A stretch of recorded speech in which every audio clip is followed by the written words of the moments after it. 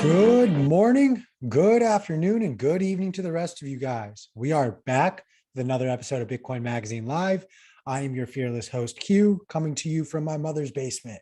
And I am joined now by my colleague, the Taco Pleb master himself, and recently engaged Bitcoin Magaziner, Casey. How you doing, man? I'm doing great. I did get recently engaged, but y'all already know I'm married to the game. All right. Plebs only. Yeah, we're all about this. All right. So it's not going to slow us down at all. And yeah, I'm excited for Miami Q. What about you? Dude, I literally sent a text to my girlfriend being like, I need to go shopping for Miami clothes. I don't think my wardrobe is enough. So we're gonna rock out the bling. Shout out to Lord Eric Norris. He's gonna wear a Speedo and a gold chain at Sound Money Fest. And if you want to see that in person, use code YTMAG to get 10% off of all of your conference tickets. We're 14 days out from Industry Day, guys. 14 days out until the doors open. It's kind of nuts. Casey, how you feeling? When are you getting to Miami? I am getting there the 4th. So it's even closer than 14 days for us to arrive and touch down. Dude, Sound Money Fest. My mind's blown that we're even doing that. I'm super excited. I'm gonna be raging. I don't know about y'all, but yeah, Sound Money Fest. Can't wait for it, dude. Dude, come party with us. Come party with me, Chris, and Casey at Sound Money Fest. I'm literally gonna try to have my face melt off. So shout out to those who actually understand and know what I'm talking about. But until that day comes, we're gonna have a new episode of Meet the Taco Plebs. Casey, I'm gonna let you take it away. Yes, excellent episode today, guys. I've got a excellent guest, really a great member of the community, and welcome to the show, Seedsigner. Hey, glad to be here on with you. Absolutely. Great to have you. Before we jump into your project, everything that's been going on, would you just introduce yourself, talk about how you first got into Bitcoin? Right. So I'm currently just like a stay-at-home dad, like literally driving kids to school and picking them up and taking them to soccer games and stuff. But I've been a Bitcoiner since about 2013. And I probably found my way into Bitcoin in one of the more unique kinds of stories. So to tell you a little bit more about myself, I'm a retired police officer. I was a cop for 15 years, and the majority of that time I spent in a forensic lab in a digital forensic unit, being an examiner and working on different kinds of investigations. And it was either in late 2012 or early 2013, there was another examiner at the lab who was working on a case where there was a local kid who had gotten what was apparently like a really nice gaming desktop for his birthday or Christmas or something like that. And this is kind of still in the area where you could mine Bitcoin with GPUs. And he, instead of playing whatever the game was at the time, was mining Bitcoin and then buying weed on the Silk Road and having it shipped to his doorstep. And he would break it into smaller packages, take it to school, and he was making like a tidy little hustle from this. Not an investigation that I worked on, but that kind of like brought the word Bitcoin into my mind. And so I started Googling it, and there weren't a ton of resources at the time. Found my way to Bitcoin Talk, and didn't make sense to me at first. Like they say, people have to have more than one touch point with it. But a few months later, I started reading about it again, and it started to make a little bit more sense. And I was at a point in my life where I was kind of actively, got young kids looking for investable assets. And so that was kind of the first angle from which I viewed Bitcoin as like, maybe it's this kind of speculative technology that could grow, maybe could grow over time. But that was kind of my journey into Bitcoin. And I continued on with a career in law enforcement until I believe it was 2019.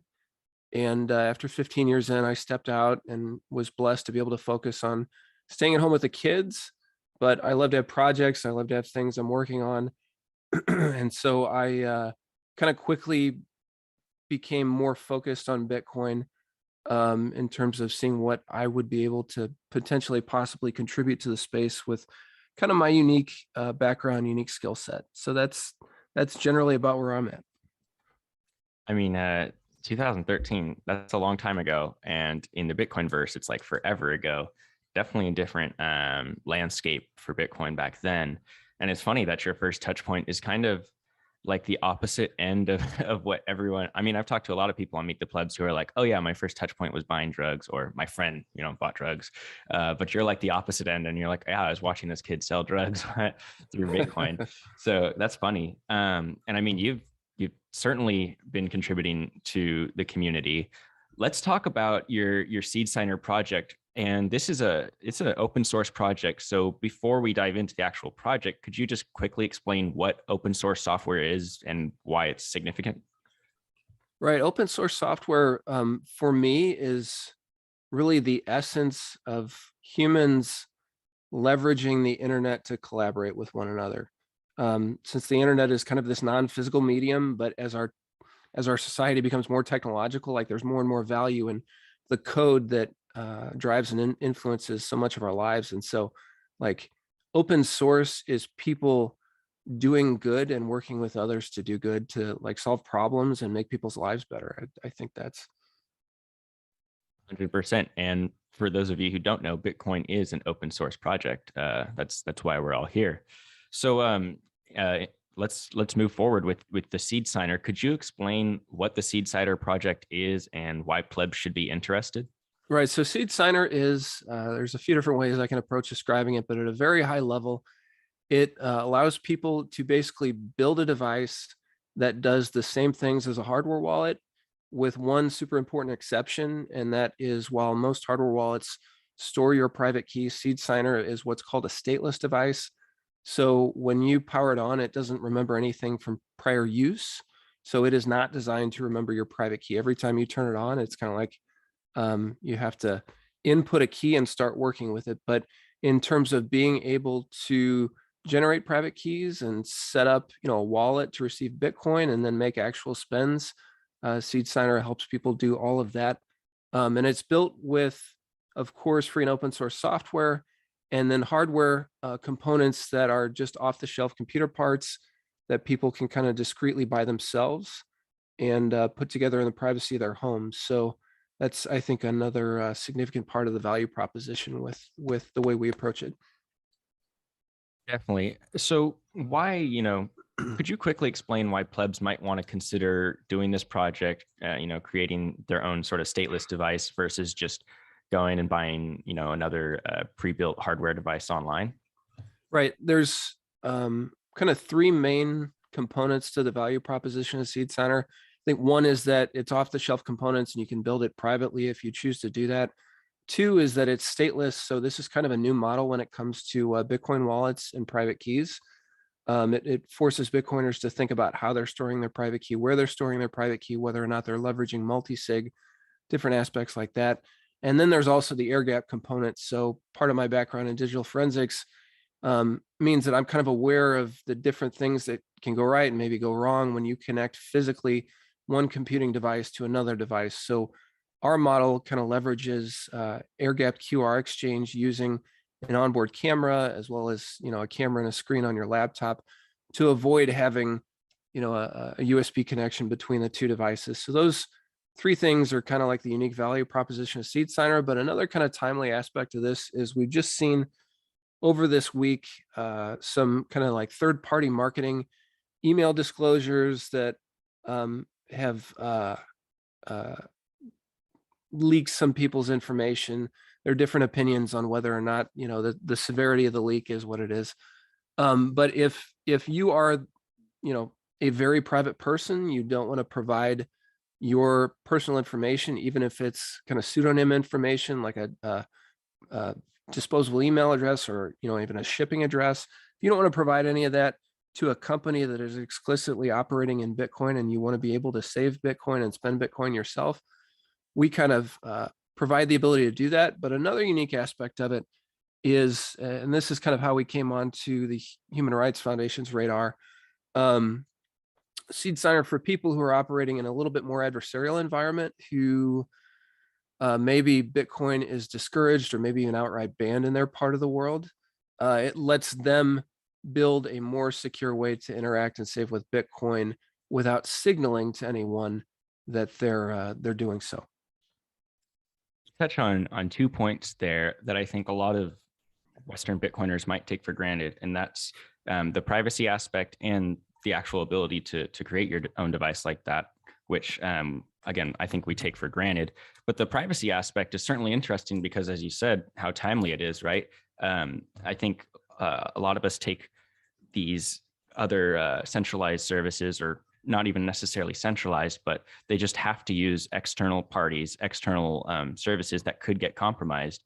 And no one's, intending to leak their information.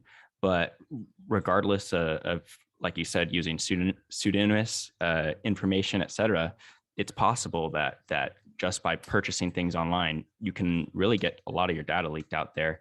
So I think it's incredibly interesting, and then part of a big reason why plebs are compelled by this project, that you can basically create your own device without any of that information needing to be put on the internet. Not to mention, as you said, the human rights aspect of it, which is that even in countries where they say it's illegal to sell hardware devices, et cetera, people can still create and access these sort of stateless devices and interact with Bitcoin on their own. And the best part of it is that they can use materials which are usually easily accessible. And I think this is why people are so interested in this project, because it has various components of the Bitcoin ethos really baked into the project itself. Right. And that's kind of how I found my way to it was, to tell you a little bit more about my backstory. In 2017, when Bitcoin's kind of going through growing pains and we had the fork wars and everything, the amount of Bitcoin that I accumulated had started to approach a substantial value. And it got to the point where we would have the ability, my wife and I, to pay off our home and live like a new kind of like fresh start, debt-free life. And I'm watching, Bcash splitting off and all this, arguments over the miners and the protocol and stuff. And like, to make a long story short, like I had paper hands, sold everything, super blessed. Like we did start a new debt-free life, and that enabled some amazing things for me. But after that, I had a lot of guilt and a lot of regret. One, because I didn't make off very well. Like I sold in early 2017 and the price kept just going up and up and up. So for a while, I didn't want to hear about Bitcoin. I didn't want to think about it. Like I just wanted to take a break. But as I, stepped away from work, it's like, what are the joke in the mob movies? Like they pull you right back in. And I found myself starting to listen to the same podcasts and following the same people on Twitter. But this time I was approaching Bitcoin from a much more ideological perspective, seeing what was going on in the financial system with the accumulating national debt. And I started to think about Bitcoin from a different perspective. And I started, to reaccumulate as well. And Seedsigner came from my experiences as I was reaccumulating, wanting to find a more secure way to store my Bitcoin. Because honestly, I think like not having a great storage setup that I was confident in played a part in my paper hands incident. So I was trying to solve problems for myself, but I'm also trying to help the larger Bitcoin ecosystem to think more about how they're storing Bitcoin and to be more confident in the storage setup that they choose and how they're managing their stack over time. Absolutely. I think, it takes Bitcoiners who have experienced, times like 2017 and the fork wars, et cetera, to really see the holes in the industry and seek to plug them, basically. I'm curious, what is your ultimate vision or goal for this project? Do you see Seedsigner, sort of being like a worldwide thing where many people use this? Do you see it as being more like privacy oriented? What's your ultimate goal with this project? So I do see it as privacy oriented, but I also see it as us working on something larger than just the privacy aspect of it.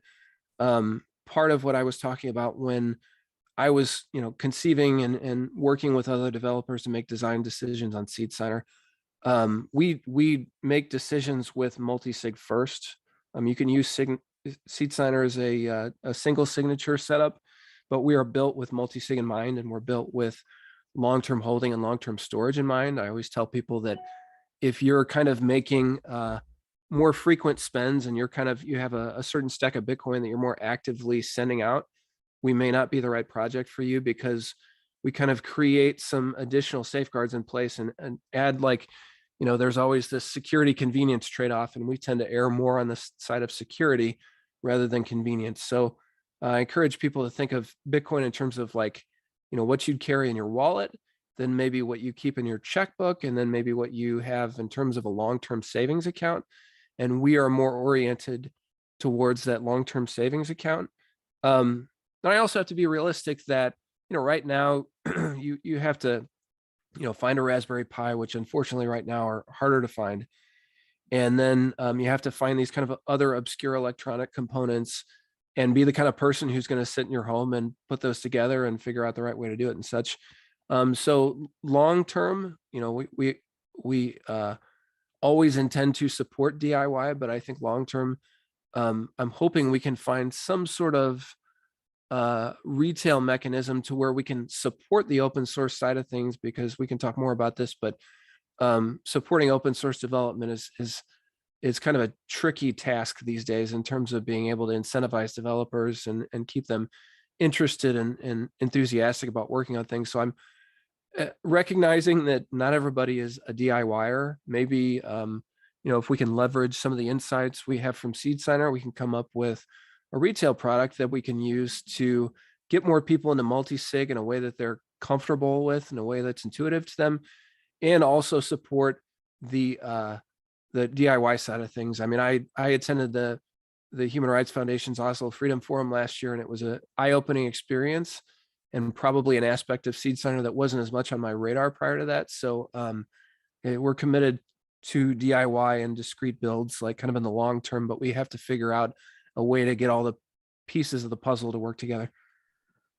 100%. Just to dive in that a little bit, are you sort of describing that there might be two separate forms of Seedsigner, one in which is more DIY oriented, as you said, and then one that almost takes scalability into account a bit more and ease of use?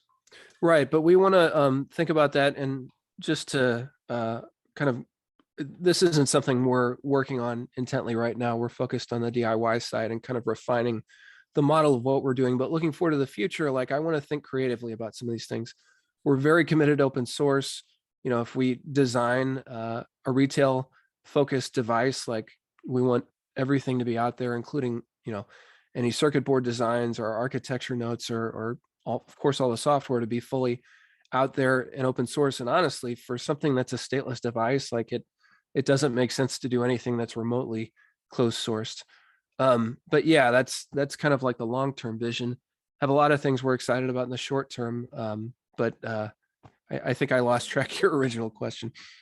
No, I mean, well, if you want to touch on some of those things that you're excited about in the short term, I'd love to hear whatever you could share with us. Yeah, absolutely. People who follow the project have probably seen over the last few weeks, we've been doing some what we're calling pre-releases of a major upgrade to our user interface and our underlying code structure.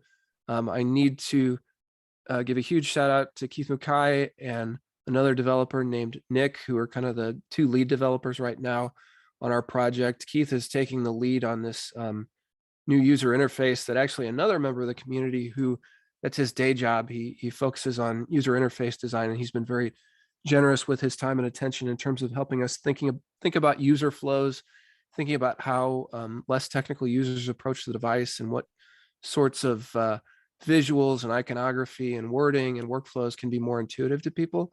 But anyhow, so we've been coming out with these pre-releases that are kind of giving people who are excited about it a peek behind the curtain. And also an extremely important part of it, they're helping us test and find bugs and make sure that when we do the ultimate full release, like it's going to be a great upgrade that is working properly and adds a lot of value to people. So we had the second of those pre-releases last week. Over the next week or two, we're going to be rolling out the third and final pre-release. And then once we're confident that we have things where they need to be and that there aren't outstanding bugs or anything like that, we'll be releasing what will be our 0.5.0 release out into the wild. And that alone is going to be a huge upgrade that I think is going to incentivize even more people to take a deeper look at the project. And it transforms Seedsigner from kind of this quirky, almost DOS-based user interface that I came up with when I was first tinkering with it, to much more of a polished consumer device experience that people are more familiar with. And I think it's going to incentivize a lot of people who might have been on the fence as to whether it was something they were curious about to take the plunge and find the parts and build one themselves. Beyond that, what I'm excited for is some other technological developments beyond that.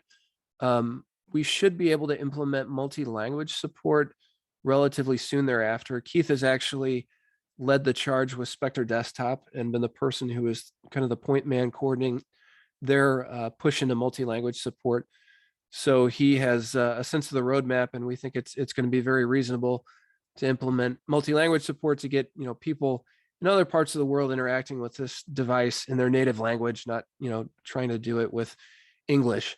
And then we have some other security enhancements. There's a member of our community who's got some Linux admin skills, and he's been working on a build root implementation of a custom OS for us that's going to open some interesting possibilities.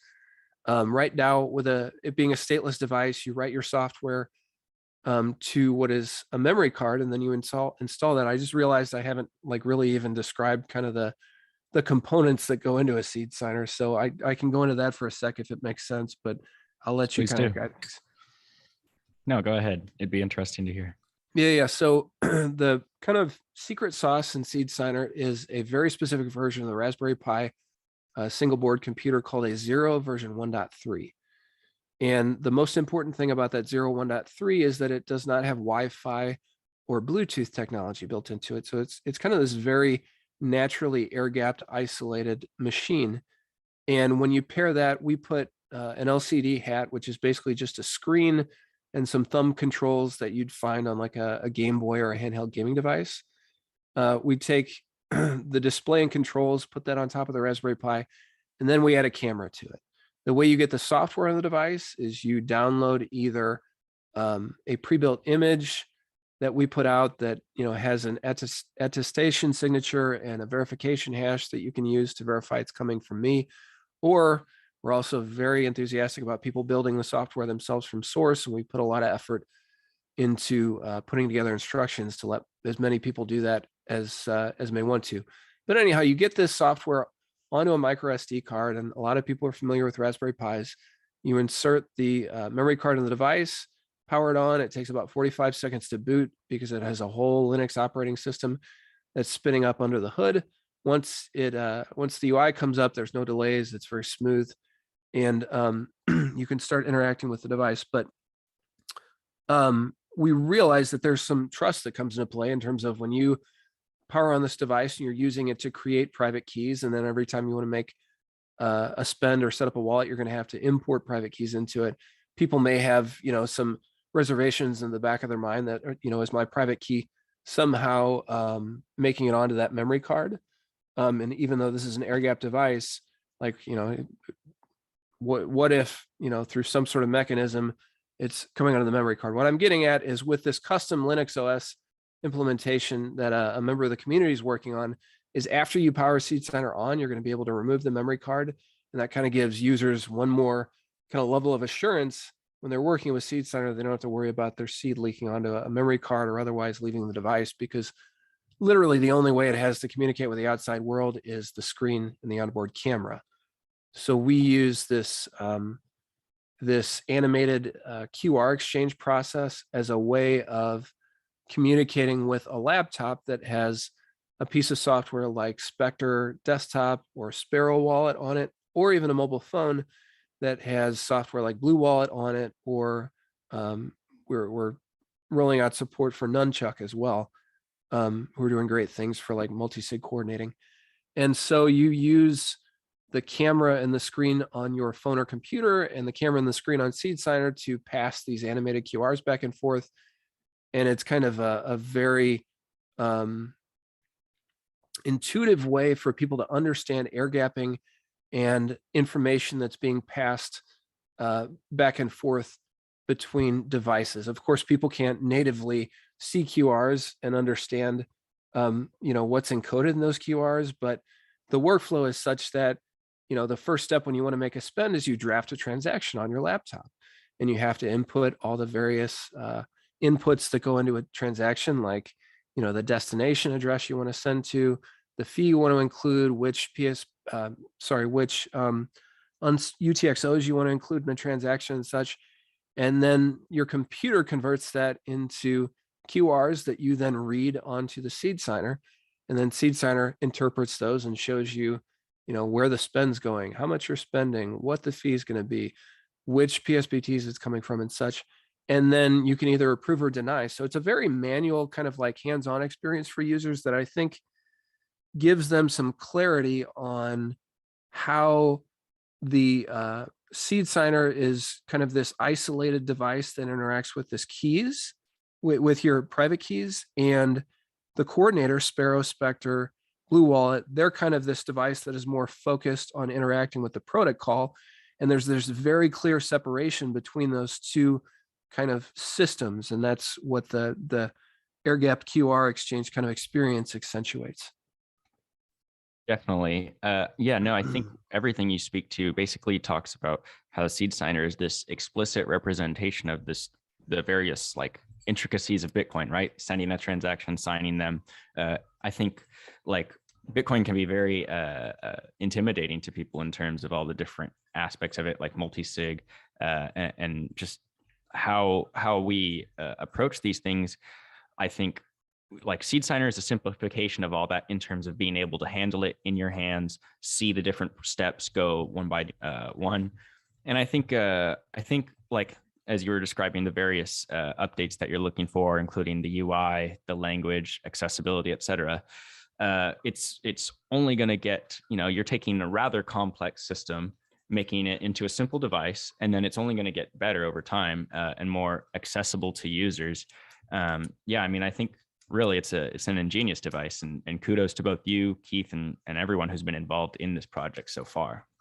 Yeah, I appreciate that. And I always cringe a little bit when, I'm on Twitter talking about multi-sig, or I hear other people talking about multi-sig, and people say it's just too complex and the average user, isn't going to be able to do it. Like that hurts my heart a little bit, because if multi-sig is too complex as people approach it, then us, the people who are building things, are doing something wrong. Like this is something that if we have the right inputs and have the tools working properly and signaling, what's going on to people properly, like I think multi-sig is within most, if not everyone's reach. And that's a big part of the mission with what we're doing. I appreciate your comment.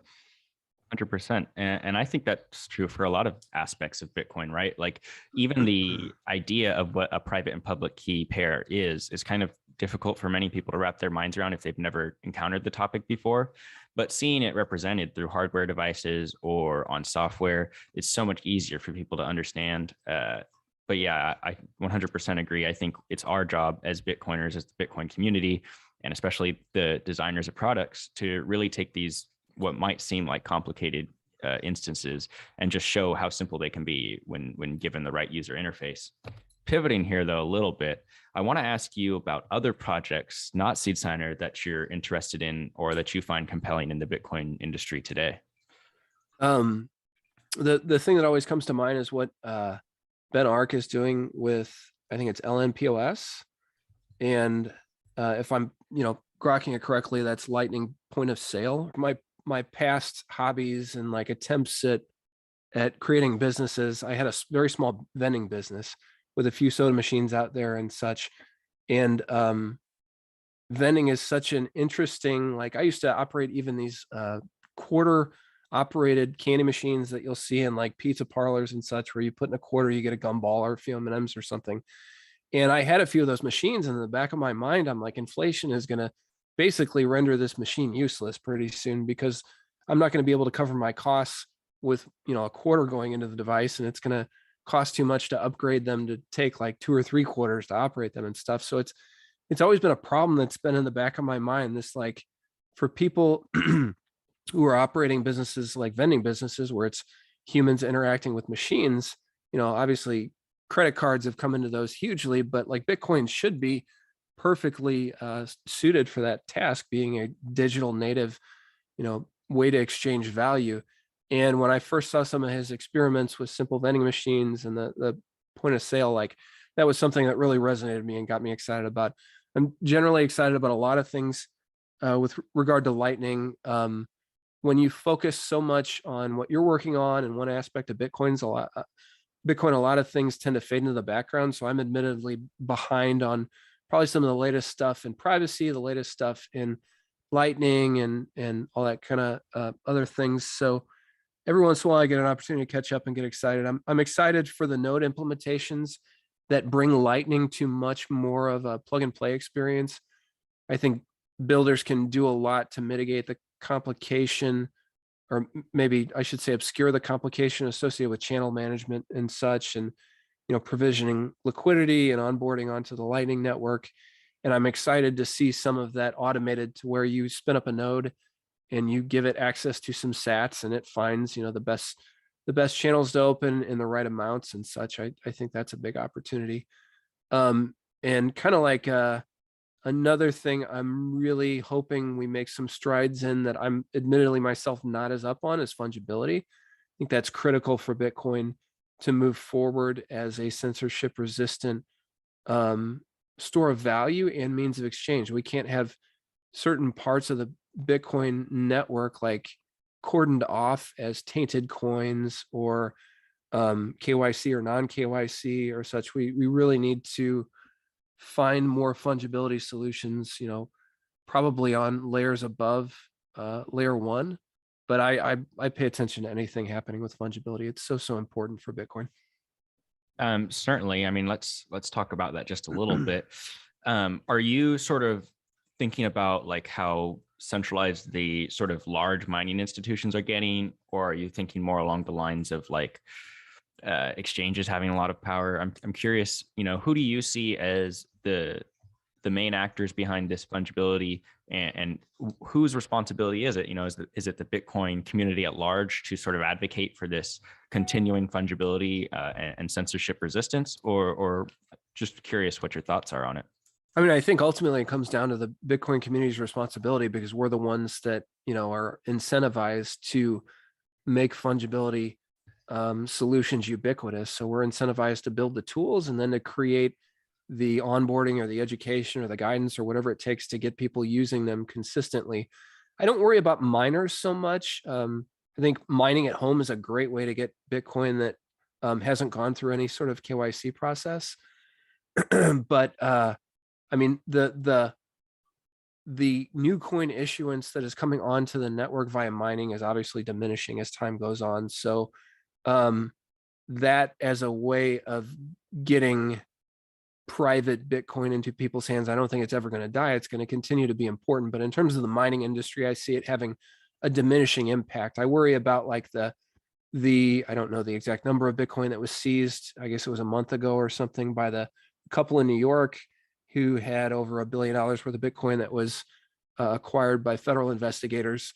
I worry about if the US government decides to auction that, like, a lot of people in the kind of more investment side of the Bitcoin space represent those as quote pristine Bitcoin, because their history has been cleansed and they've gone through the hands of the US government. And so like they're more investable and maybe even worth more than other Bitcoin. I think that's an extremely dangerous idea. And that's something we all need to work on tools to mitigate that, so that like I kind of initially said, Bitcoin that goes from your hands to mine goes in such a way that these chain analysis companies, are thwarted, and there's really no meaningful way to say where that Bitcoin's been or like who's used it in the past. Like that's otherwise we fall into this trap with all the central bank digital currencies, and like, people, this came out in Wasabi last week, now that like their flagship collaborative, what do they call it? Collaborative spending or whatever tool. I'm trying to use my words right here, but basically like they're going to be KYCing spends as they're coming into the service. And that's exactly like what we don't want to see from a service like that. So I think we'll get there. It's just, there's going to be some pain along the way, and we're going to have really smart people who are smarter than me, who are figuring it out. Yeah, I mean, you're discussing the coordinator issue with Wasabi, which is, they've decided to censor certain UTXOs. Do you see these, coin join implementations and other privacy measures? Do you see that as like this sort of antithesis to the chain analysis that you described could, potentially harm the fungibility of Bitcoin as we know it today? Yeah, I'm not in deep enough to understanding collaborative spends and CoinJoin and how that works to really give an informed opinion about whether or not that is the ultimate roadmap for Bitcoin fungibility. Maybe over time, it's not just one thing. It's sidechain networks like Liquid that are part of the solution. It's layer 2 solutions like Lightning. And maybe the combination of all of these factors is what renders companies like Chain Analysis ineffective at being able to practice their art. But we have to get there. That's I don't think any of us want a Bitcoin that has certain lumps of coins cordoned off as blessed or untouchable or anything like that. I think at that point we would have lost Bitcoin as we know it. Right. Little pivot here again. Is there any advice that you would want to give to others looking to create open source projects or just projects in general in the Bitcoin community? Put in the work and interact with others in good faith. And most importantly, try as best you can to communicate your vision to other people, because there are other people out there, and it sounds crazy, but there are other people out there who are almost waiting to help you if you have a good idea and you're willing to put in the work. But you have to be good at communicating your vision and sharing, what you're willing to do to get there. I think that's probably an underrated skill. But this has been really an incredible journey for me as Seedsigner. With Seedsigner as Seedsigner, I'm not the best marketing person, having kind of like had my pseudonym also be the name of the project. But I was just a guy who has, obviously I have a technical background. I've spent the better part of a career in digital forensics, and there's technical aspects to that, but I'm not a coder. I had to sit down on Udemy and, watch Python for beginners videos for a couple of weeks before I felt like I knew what I needed to know to create just the most basic proof of concept version of Seedsigner that had really just basic rudimentary functionality. And then by virtue of me being able to create that, barely working proof of concept and put a few videos out there, people who are much more talented programmers, our collaborator Nick was the first guy to jump on board. He's not a Python native programmer. He is a programmer by trade, but it's not his first language. He jumped in and said, like, I think you're onto something here, but your spaghetti code isn't going to cut it. And he knew a lot more about programmatic convention and being able to efficiently leverage code against hardware and such like that. And he kind of rewrote what I had done, and we collaborated. And then from there, Keith came in, who is a Python native and has knowledge of even more sophisticated, ways to structure code and create efficiencies, and brought some really refreshing ideas. So it's my journey with Seedsigner has just been like, put your head down, like do the work, put in the time, and then share with other people what you're working on, why you think it's valuable, and like magical things can happen. Like I went from, a guy who was stumbling through a presentation about Seedsigner in the Fosdome last year to being invited as a speaker to the Bitcoin conference this year. And it's just it's a testimony to the meritocracy that is Bitcoin. And people pay attention to good ideas, and people are out there waiting to help you. That'd be my message. 100%. I agree with your message.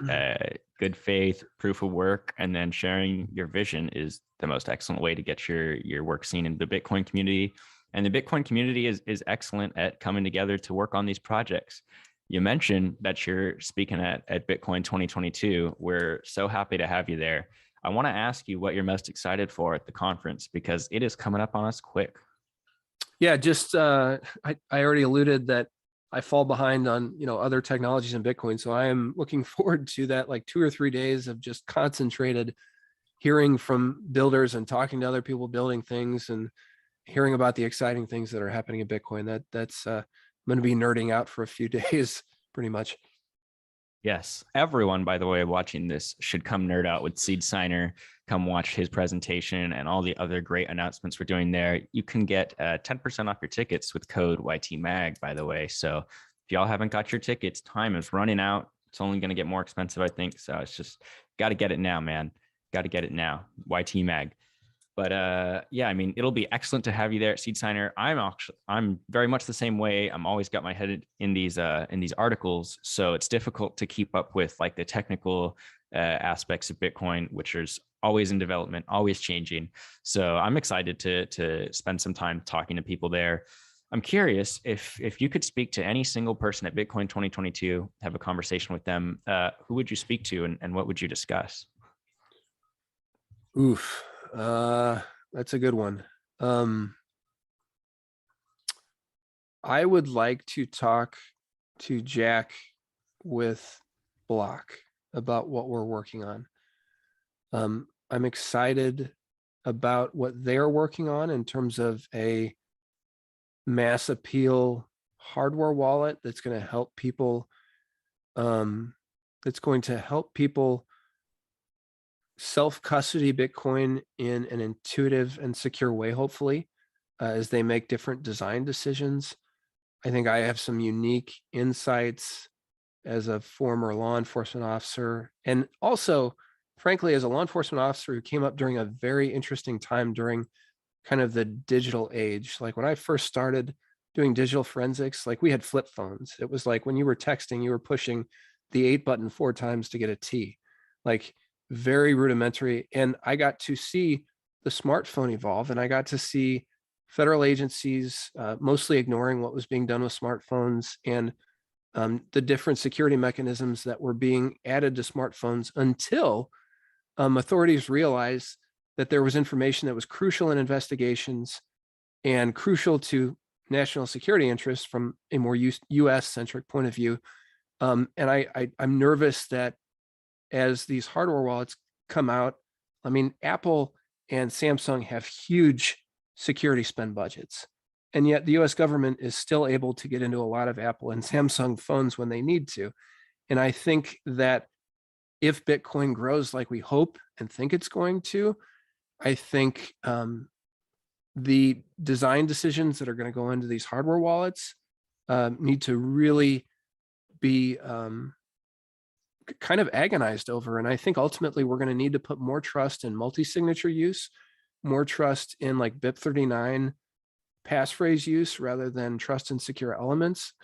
I think we're going to have to make some real careful decisions about how people use Bitcoin storage, how they interact with it, and that back to that wallet, checkbook, savings account, and what you choose for your checkbook, where a hardware wallet may make sense. Maybe you don't choose that for your long-term stash because you want to take a little different security posture. So anyhow, back to your original question, I would love to talk to him and provide maybe some of my insights, given my unique kind of background.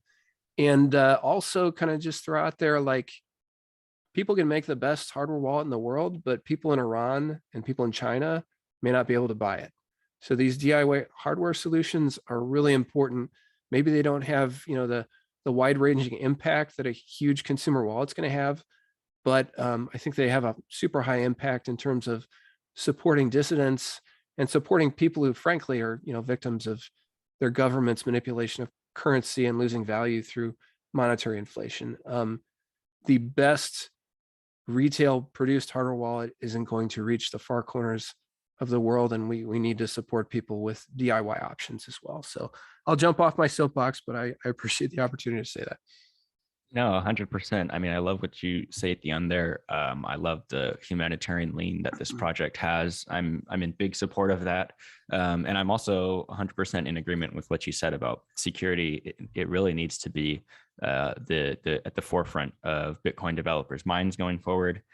Luckily, if there's anyone I trust to agonize over security, it's Bitcoiners.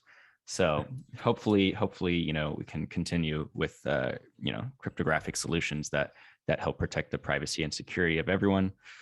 We got to wrap up here with Meet the Plebs, but I do want to leave you. Is there anything you would like to say to the world that you have not been, you know, able to say yet, or any questions that I haven't asked that you would like me to have asked?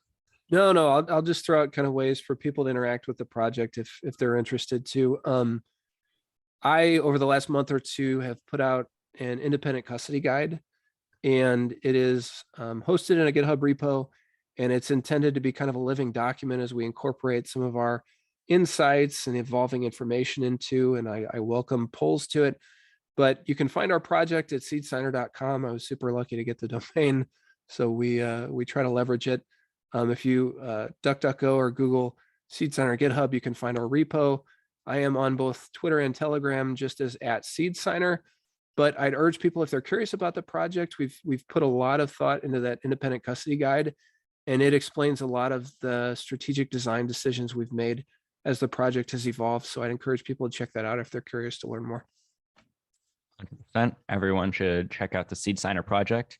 And most importantly, y'all should come see him speak at Bitcoin 2022. So thanks for joining me, Seedsigner. You've had some awesome insights, and it's been great talking to you. Yeah, thanks so much for having me. And I think I'll pass it to a quick commercial here. It's been a great meet the plebs, everyone, and I'll see you on the next episode.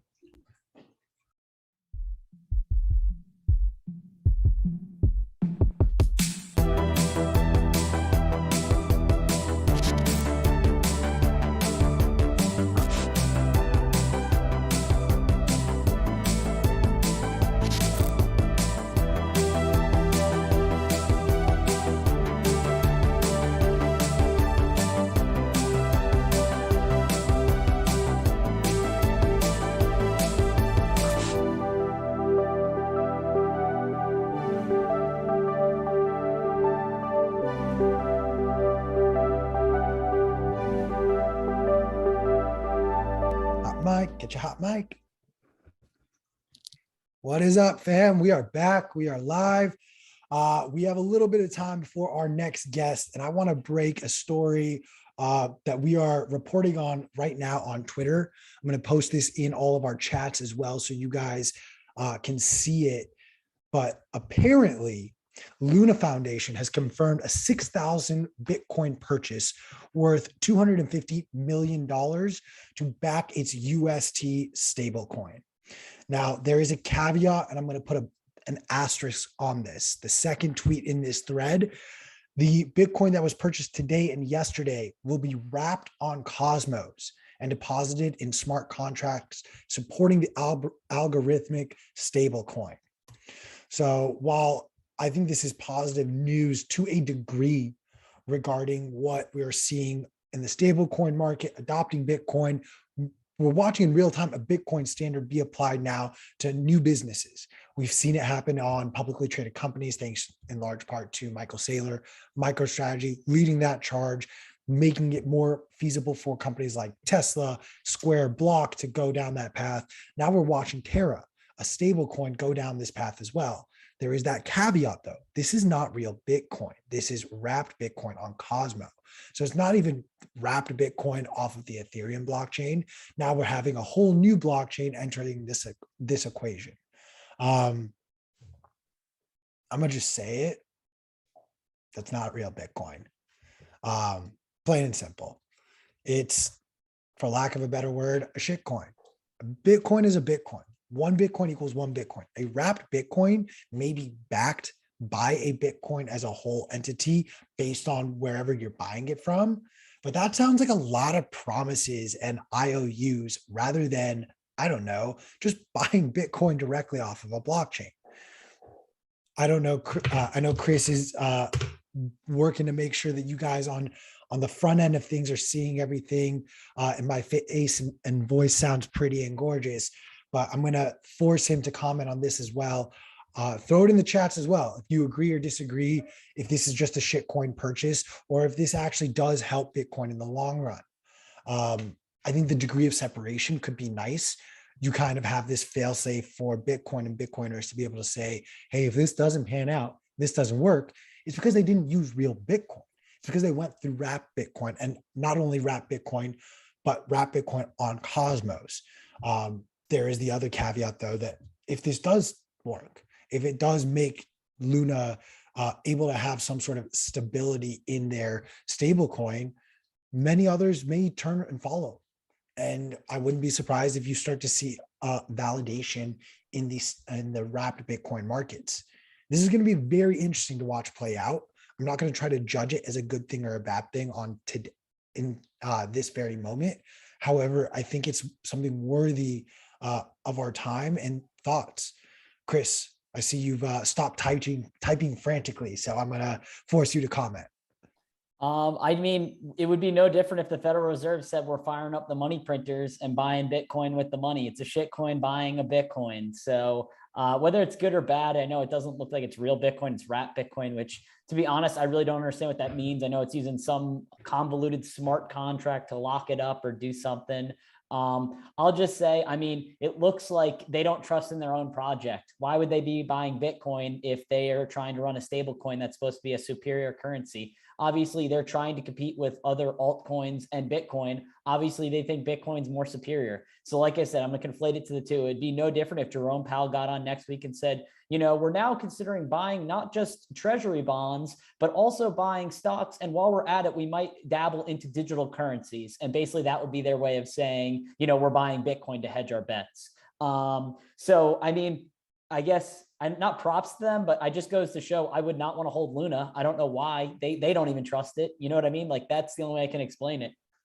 You're absolutely right. It just goes back to, like, at a certain point, if I want the Bitcoin exposure, I understand it more through the public markets. I understand more why we need a Bitcoin ETF to allow access for all the trillions of dollars locked up in different 401ks, Roth IRAs, and IRAs. That is why we need some sort of access and Bitcoin exposure in those markets. But when you go into the broader crypto market, yes, I said the bad word. Go ahead and boo me, Chris. But I do agree. It's like, why not just get exposed to Bitcoin? What does this really mean about Luna in the long term? Are they just not gonna, I don't know, introduce their own token? Are they going to create, in essence, a fiat system where for now they'll say, oh, it's backed, every token is backed by 0.00001 Bitcoin, and we'll scale it up accordingly. And then, of course, as we've seen in every single fiat standard throughout our life, oh, no, we're going to debase this currency slowly but surely. Just something to think about. Yes, Hammersaw, we are aware that Lightning is a wrapped coin as well. However, that's on top of the Bitcoin blockchain. What we're talking about here is these are wrapped Bitcoin on, in this example, Cosmos blockchain, and other examples of wrapped Bitcoin tend to be on Ethereum's blockchain. It's a little, I don't know. It doesn't feel like it's Bitcoin because it's not Bitcoin. And ultimately, if you want Bitcoin, we need to buy it and hold it ourselves. I think before we cut to a commercial break, you know what time it is. We're going to stack some sats. Let's smash that buy button before Bitcoin price skyrockets or balloons. I'm going to do $5. Chris, how much are you throwing on? I'm doing $5 as well. Smash buying it. All right. Boom. Purchase. I hate this sometimes. Oop. I pressed the wrong button. All right. $5 has been purchased. If you guys are watching, go ahead and smash a buy. Let's all stack some sats, and we'll cut to a quick commercial break before we're joined by Dhruv Bansal to talk about Bitcoin astronomy.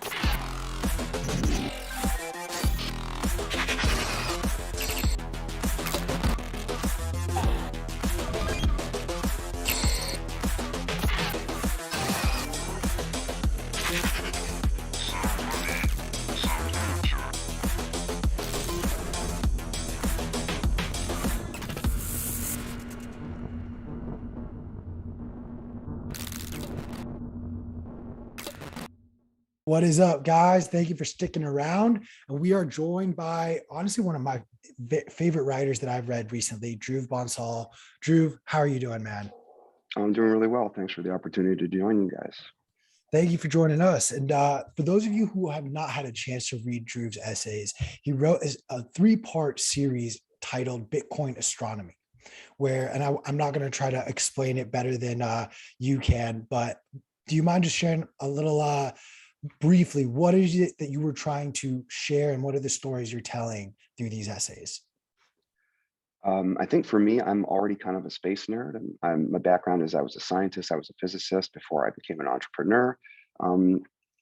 Thinking about physics and thinking about the world and the language of physics has always been kind of a default pattern for me. Bitcoin is something that exists in the world, obviously. It uses a lot of energy. Maybe that has something to do with physics. And as I thought about it more and more, I convinced myself that, well, actually, it exists in space and time. And the block time is maybe has something to do with how big Bitcoin can become. And I was just thinking about a lot of these questions. When I started to think about them earnestly and write a bit of code to investigate these ideas, I found that it spurred a lot of interesting thinking and connections for me between Bitcoin as a kind of the connections between Bitcoin and energy, and then the connections between energy and space travel are there. It took me a while to make all these connections, but having made them, I think there's a lot of interesting stuff there. And so I took it upon myself to write this ridiculous series of very long and speculative articles about how Bitcoin might evolve, Bitcoin and other blockchains perhaps might evolve over the next 100,000 years as humanity experiences hyper-Bitcoinization and then starts to interact with blockchains and the incentives they create as we expand through the cosmos. Whether my speculations are realistic or far-fetched, I will leave it to you guys to determine. But I really enjoyed writing them, and it seems like a lot of people enjoyed reading them. So thanks for those kind words. I am very proud to say I'm one of the people who enjoyed reading it. And then I was pleasantly surprised to find that Guy Swan actually took the time to narrate it out as well. So for anyone who, shout out our colleague over at Bitcoin Magazine, Nick Ward, who is a much bigger podcaster than he is reader, feel free to smoke a little joint and let Guy Swan take you through this journey. But before we go to outer space, I want to start on planet Earth. There's something that you introduce, which is called the center of hash. And I thought this was a fascinating concept where you essentially explain out where sort of the center of the hash rate is based on where the hash rate is located, both on Earth as well as potentially in outer space. Based on what you've written and based on what hash rate is accessible today, the center of hash is somewhere in the center of the Earth. When you wrote this, I believe a lot more mining was concentrated in China, and we don't see that anymore. I am curious, though, does this sort of center of hash, before we even leave the planet Earth, is that something of concern if it starts to creep towards, let's say China reverses their ban and all of a sudden their hash rate is 75% of the total hash, or the US does very quickly adopt, and all of a sudden you see that center of hash shift towards them? Is that something that we need to be conscious of and paying attention to? I think yes and no, depending on how we kind of interpret that idea. For me, the center of hash it's a mathematical notion. It's quite like, the center of mass, or you take a complex object that has a strange shape and center of mass is where you can put your finger and it'll just kind of balance. Similarly, you can sort of weight, miners' locations in space by their hash rate. You can kind of take an average and you can determine that there is a center of hash. You can't balance anything because it's not a physical object, but it's sort of the average location of where all the hash rate is for a given blockchain. And because we live on a sphere, or rather at the surface of a ball, so we're all distributed on a sphere, that's where humans live. Unsurprisingly, if we calculate this average location, it's probably somewhere in the middle of the Earth. And honestly, that doesn't really matter today. The center of hash becomes an interesting and consequential idea when we expand our lens a little bit and think about space and think about, how far away the planets are. It turns out this idea really becomes important. But for right now, when most of us at least are confined to the surface of the Earth, I think a more important idea is bandwidth and network transmission delays. To a certain extent, when I was even exploring these ideas in the beginning, I was considering a little bit issues around block size. This is a long time ago that I was first thinking about this stuff, and that was a little bit more of an issue back then. But one of the reasons people talk about block sizes being small as being a good thing, is that it leads to better consensus, because not everybody has amazing bandwidth. Bandwidth is limited, and it takes a few seconds at least to just stream a block sometimes. If that time becomes longer and longer, 15 seconds, 20 seconds, a minute to download a block, it's actually kind of as though we're spreading out in space in some way, right? Because if you can imagine being a light minute apart in space and having to send a small block that whole distance, sort of analogous to actually being really close together on Earth, but having bad bandwidth and taking a minute to send a block to somebody else. And it turns out it's the amount of time that blocks take to propagate in the network relative to the network's configured block time, which is important. So in a sense, it's not really important that today's center of hash is near the center of the Earth, because everybody is within like a second of each other. Most people have pretty good bandwidth and blocks are small. But in a different universe where blocks had gotten really big, the block size wars had maybe gone the other way. Maybe that would be a more relevant notion, because as blocks get larger and larger, mega blocks, giga blocks, as that kind of thing happens, they take longer to propagate, and we kind of find ourselves in a situation where suddenly we're thinking about center of hash, and maybe the next idea is hash horizons, right? Oh, definitely. I mean, you touch on it now a little bit, and I want to establish a few things, because there are some assumptions that you have in creating this thesis. Some of them include that, communication is going to be slower than the speed of light, or at best as fast as the speed of light. Other assumptions are, in fact, that we are going to have internet capabilities and a lot of similar capabilities that we see here on Earth over in Mars. One final assumption, and this is the one that I really would like to start with, is an assumption that is borrowed, I think, from space travel and all NASA exploration right now. And this is one that I have a hard time swallowing. This idea that we could only populate where there's water, and there's only possible life where there is water or there is oxygen. That's only really based in my mind off the idea or presumption that what we're looking for is carbon-based life forms. But we have a galaxy that's infinite. We have not even come close to exploring even a fraction of it. There's no telling how many other elements there are and how some of those elements we haven't discovered will end up sort of creating life on its own. I'd love your thoughts first on just sort of that idea that there could very well be life that we don't necessarily see or understand based on the elements that they use and capitalize. Yeah, sure. And I think, to be clear, you're now talking about potential other alien forms of life. I think we all know that we as humans need water and oxygen, and therefore, as we settle our own solar system, we're excited about locations that have water and oxygen and other useful elements and molecules for our industry and our biology. But I think the question you're highlighting is an important one. To me, this is jumping a little bit, up into sort of the third part of my series, which is totally fine. And the idea that I refer to there is what was called, gosh, I'm forgetting now the name. Sorry, it escapes me. Philip Morrison, that's right. Philip Morrison's a relatively famous physicist, especially in the context of extraterrestrial or exobiology, or the search for extraterrestrial intelligence. And he referred to this idea of the mirror of universality, that when we think about alien life forms, a lot of times what we say about them is really revealing what we think is most important about ourselves. And so when we say, oh, we think aliens, are water-based and carbon-based, we're kind of saying, well, we think that is what is most characteristic of life here on Earth. And therefore, that's what we go and look for. To your point, it's a little bit chauvinistic. Carl Sagan once said that he was a water chauvinist. That's the most important aspect of life, or the most important requirement that life has. To a certain extent, that mirror is inescapable. Like when I talk about aliens and Bitcoin, I'm revealing my own biases that Bitcoin is really important here on Earth for human beings. So I love that. I love that you can't escape this mirror. That you're always kind of looking at yourself when you're talking about hypothetical aliens. At least right now, we haven't discovered actual aliens. But coming back to the thrust of your question, yeah, man, I think the universe is infinitely variable, and who knows what life really even is. I saw a great talk last night, which, instead of asking what is life, we might be exclaiming, life is what? Once we realize that, like, oh my God, that can actually be life. That's very interesting. Didn't expect that. I'm a believer in artificial life. I think actually there's no such thing as artificial intelligence. There's only artificial life. So I think there's life can take on a lot of different characteristics and work at a lot of different timescales too. But with that said, water is the most common molecule in the universe. Carbon and oxygen and nitrogen and a lot of the other elements that our bodies and our chemistry uses are some of the most common substances in the universe. We use some of the most accessible and energy-friendly chemistry. Life on Earth got started so immediately after it was possible for it to do so.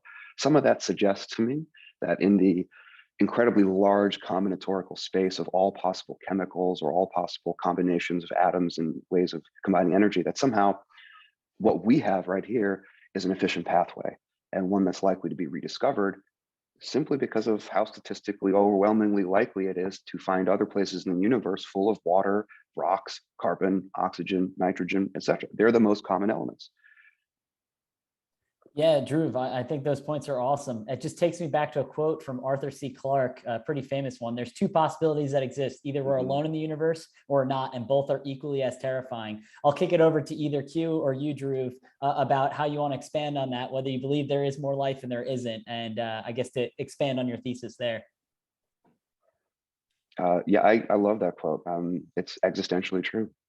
It's terrifying to think of yourselves as alone, but it's also terrifying to think of us as surrounded by intelligences that they're vastly, so incredibly large and powerful that we don't even notice them. We mistake them for just parts of the universe. I hope I'm remembering this correctly, but I feel like the Fermi paradox kind of speaks to this exact quote. If I'm not mixing up my different theories, that scares me a lot more. This idea that not only does life exist so infinitely far away from us, and that they are so infinitely more advanced than us, but because there's just that threshold point where it just says the communication right now is too far. That kind of feeds into what I want to discuss next. You talk a little bit about how right here on planet Earth, I don't know where you are. Chris is on the Eastern Seaboard. I'm on the Western Seaboard, and we're having a conversation right here live, broadcasting it around the world, due in large part to the technology we have today. And that has allowed us to conduct business in real time all across this planet and across the world. And over the iterations of communication advancing from just the spoken word to the written word to then Morse code, radio communications, and eventually phones, we continue to advance our reach for business. At a certain point, do we not need to expand our communication output when we are going to be conducting so much business in space, starting just with our communications with satellites that roam the Earth, moving a little bit further to the moon, and then finally to Mars? Do you not feel as though our communication technologies will advance at the same rate or in some similar fashion as our ability or technology to explore those far reaches of space? Yeah, sure. I mean, I think all these things do advance in parallel. I think something that maybe we don't understand super well yet is which technologies bootstrap each other. Like, is it true that propulsion technology leads communication technology, that we always get to a place and have shitty internet until we then build better communication arrays? Or potentially do we get into a mode where we're sending out communications buoys and lasers and whatnot so that we always have great connectivity on our way to locations? I'm not sure how that will develop. Sometimes I think Elon Musk is very famous for doing a thing that's actually a different thing. Like Tesla is a car company, which is actually an energy company, and so on. And I think sometimes I think of Starlink as it's meant to be, internet for us here on the surface, but it's called fucking Starlink. Maybe it's internet for space. We don't know. Right now, the Deep Space Network, which is how we transmit a lot of information from like probes and robotic rovers and stuff that are on Mars, like the bandwidth of that system is really low. We only have a few receiving satellites here on Earth. It's not like a high throughput connection where millions of people could be using it to send data back and forth. So we need to develop internet in space if we're ever going to have civilization in space. And maybe projects like Starlink are part of the network that we're bootstrapping to get there. I don't know how much you buy into, or I'm not going to try to act as though I am the most well-versed in this type of idea, but the idea that sort of the next iteration of the internet can be built on top of Bitcoin's blockchain and create sort of a mesh network for us to interact with, and more, I think, accessible, more decentralized, and I think further control for all of us. Would things like Starlink or this expansion of the internet protocol we see today right now inhibit that expansion of a potential mesh network off of the Bitcoin blockchain, in your opinion? I think there are things that work in parallel. I think before we will build mesh networks in space, we likely will build them here on Earth. And so maybe, and then systems which, and I think, maybe I'll take this, so I'll take this in a backwards order. Yeah, so before we build them in space, we'll likely build them here on Earth. But even here on Earth and then later on in space, it's not necessarily my view that existing telecommunications companies just disappear. It's potentially, maybe they're strong parts of the mesh. There could be a more peering relationship between individuals and businesses that previously were the only way to do telecommunications.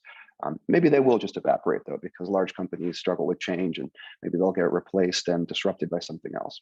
But similarly, if we went to space, you could imagine Starlink, which is currently a centrally administered internet provider, might become something a little bit more like a mesh because it's more profitable, it's more accessible to do it that way, but it just might be a mesh whose nodes are chiefly owned by one business, namely Starlink. And there would just be one part of the mesh is Fabric. There would be many more nodes in space that are part of that. Excuse me. Coming back to whether it's actually possible, yeah, I think it's possible. And I think it's necessary. I think one of the coolest things about Bitcoin and marketplaces and digital technology and networks is that bits move atoms, right? When we create digital structures and digital incentives, they can turn into huge amounts of things in the real world actually doing stuff and moving around. We see that with things like Uber. Like suddenly you have millions of people and cars moving around because of a peer-to-peer, not a peer-to-peer network, but a network online. In Bitcoin's case, you have a peer-to-peer network that has motivated over the last 15 years huge amounts of hardware, as we were just discussing with hash rate and mining, moving from China to the United States. These are complex flows of real world resources and commodities that are caused by incentives that ultimately originate on through Bitcoin and its marketplace and its peer-to-peer network. That's a really powerful idea. No one was in charge of that. It just happened. And now we have this really robust self-regulating energy mining, Bitcoin consensus building industry. That's very cool. I would love to see similar incentive structures mediated through Bitcoin used to create other kinds of networks and move other kinds of hardware in the world, namely routers, telecommunications equipment, satellites, wireless access points. I would like human beings to feel like, hey, I should just buy some of those and run them and I'll make Bitcoin. Kind of the way that they feel that they can just buy miners, plug them in and make Bitcoin. Now, admittedly, like mining is not so easy as that. Mining it at profitably at scale is a logistics game and requires a lot of expertise and custom knowledge. And that will be true too of building really successful big mesh network deployments. But just as there are solo miners, there'll be solo mesh network providers.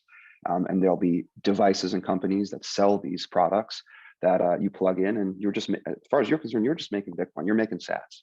But together we're building something. We're building a backbone for the internet, for a new kind of internet that is not so centralized, that therefore is not as easy to censor or to monitor traffic upon.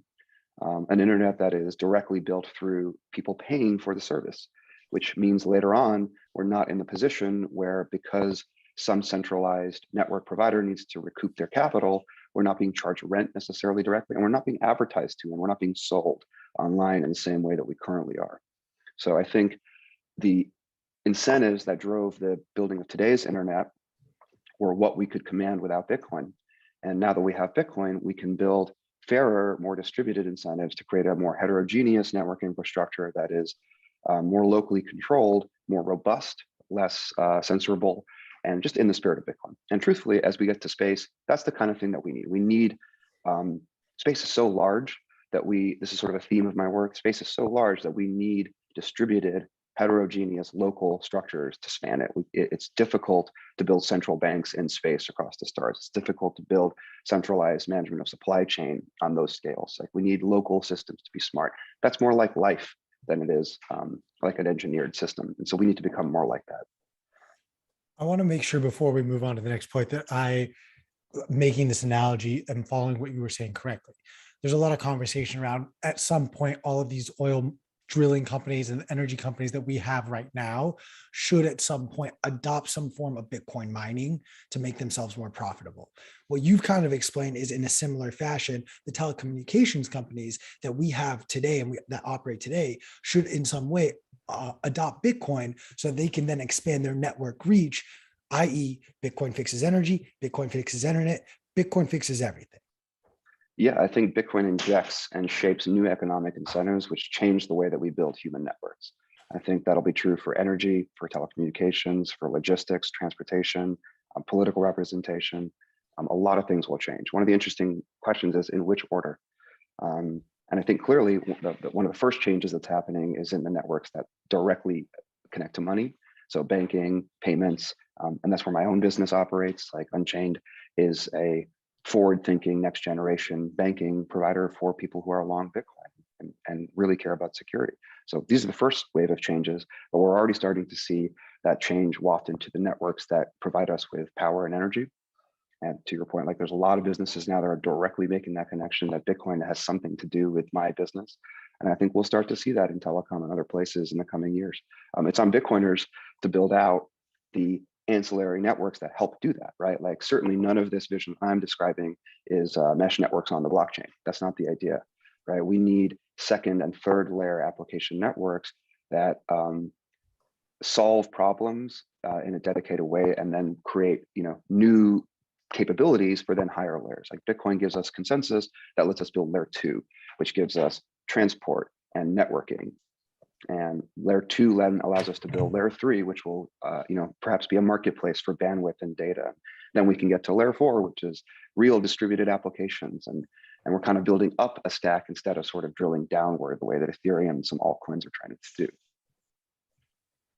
I can dig it. And I do want to give you sort of the opportunity to talk before we discuss sort of Muskcoin versus Bitcoin. I want to talk a little bit about the communication aspect. For those that did not get a chance to actually read your article, you talk about how, based on the speed of light, how long it would take for miners on Mars to be able to communicate back with the nodes here on Earth to actually validate a transaction.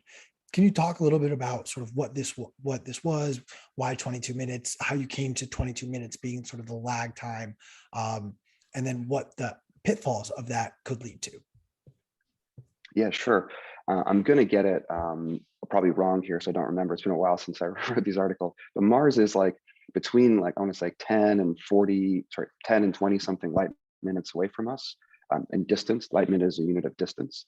So it means something traveling at the speed of light will take many minutes to get to Mars. And so, for example, a round trip message would take twice as long, so up to maybe 40 minutes in certain cases. The distance varies over time as Earth and Mars kind of go in their respective orbits. So just a comment, like today's internet is designed using TCP, which is an ACK-based protocol. And so before I send you a packet of data, you sort of have to send me back a response. So it's very back and forth. Back and forth is expensive, but creates strong guarantees for data transfer. But back and forth here on Earth, where the lag time across the planet is something like 200 milliseconds, if you have a good connection, it's more acceptable than back and forth between, let's say, planets or stars, where lag time can be days, weeks, months, years. So that's just a comment on maybe how internet protocols themselves will change to deal with these larger distances and transmission times. If you've heard of UDP, there are approaches for transmission data which are best effort. I suspect we'll move to systems like that over time. But that's just like a nerdy side comment on networking. The physics side of this, I think, is something I often see as a response to my writing is, hey man, what about quantum mechanics, entanglement? Like, won't we be able to just communicate instantly like I saw in all those TV shows? My suspicion is probably not. As a physicist, I think I've accepted that the constraint of the speed of light as a maximum speed upon information transfer is pretty fundamental to the universe. And I don't think we'll get around it. Things like entanglement and so on. Yes, there is some fantastically cool, spooky action at a distance phenomena that occur. But as far as we understand it, that one cannot transmit information through these kinds of instantaneous, long distance, wave function collapse kind of models. Like stuff can happen potentially in a way that feels like it's happening faster than light, but we can't use that phenomenon to transmit information. And so we can't actually build faster than light communication as far as today physics understands the world. It's fine to say that going forward, that could probably change. I don't think so.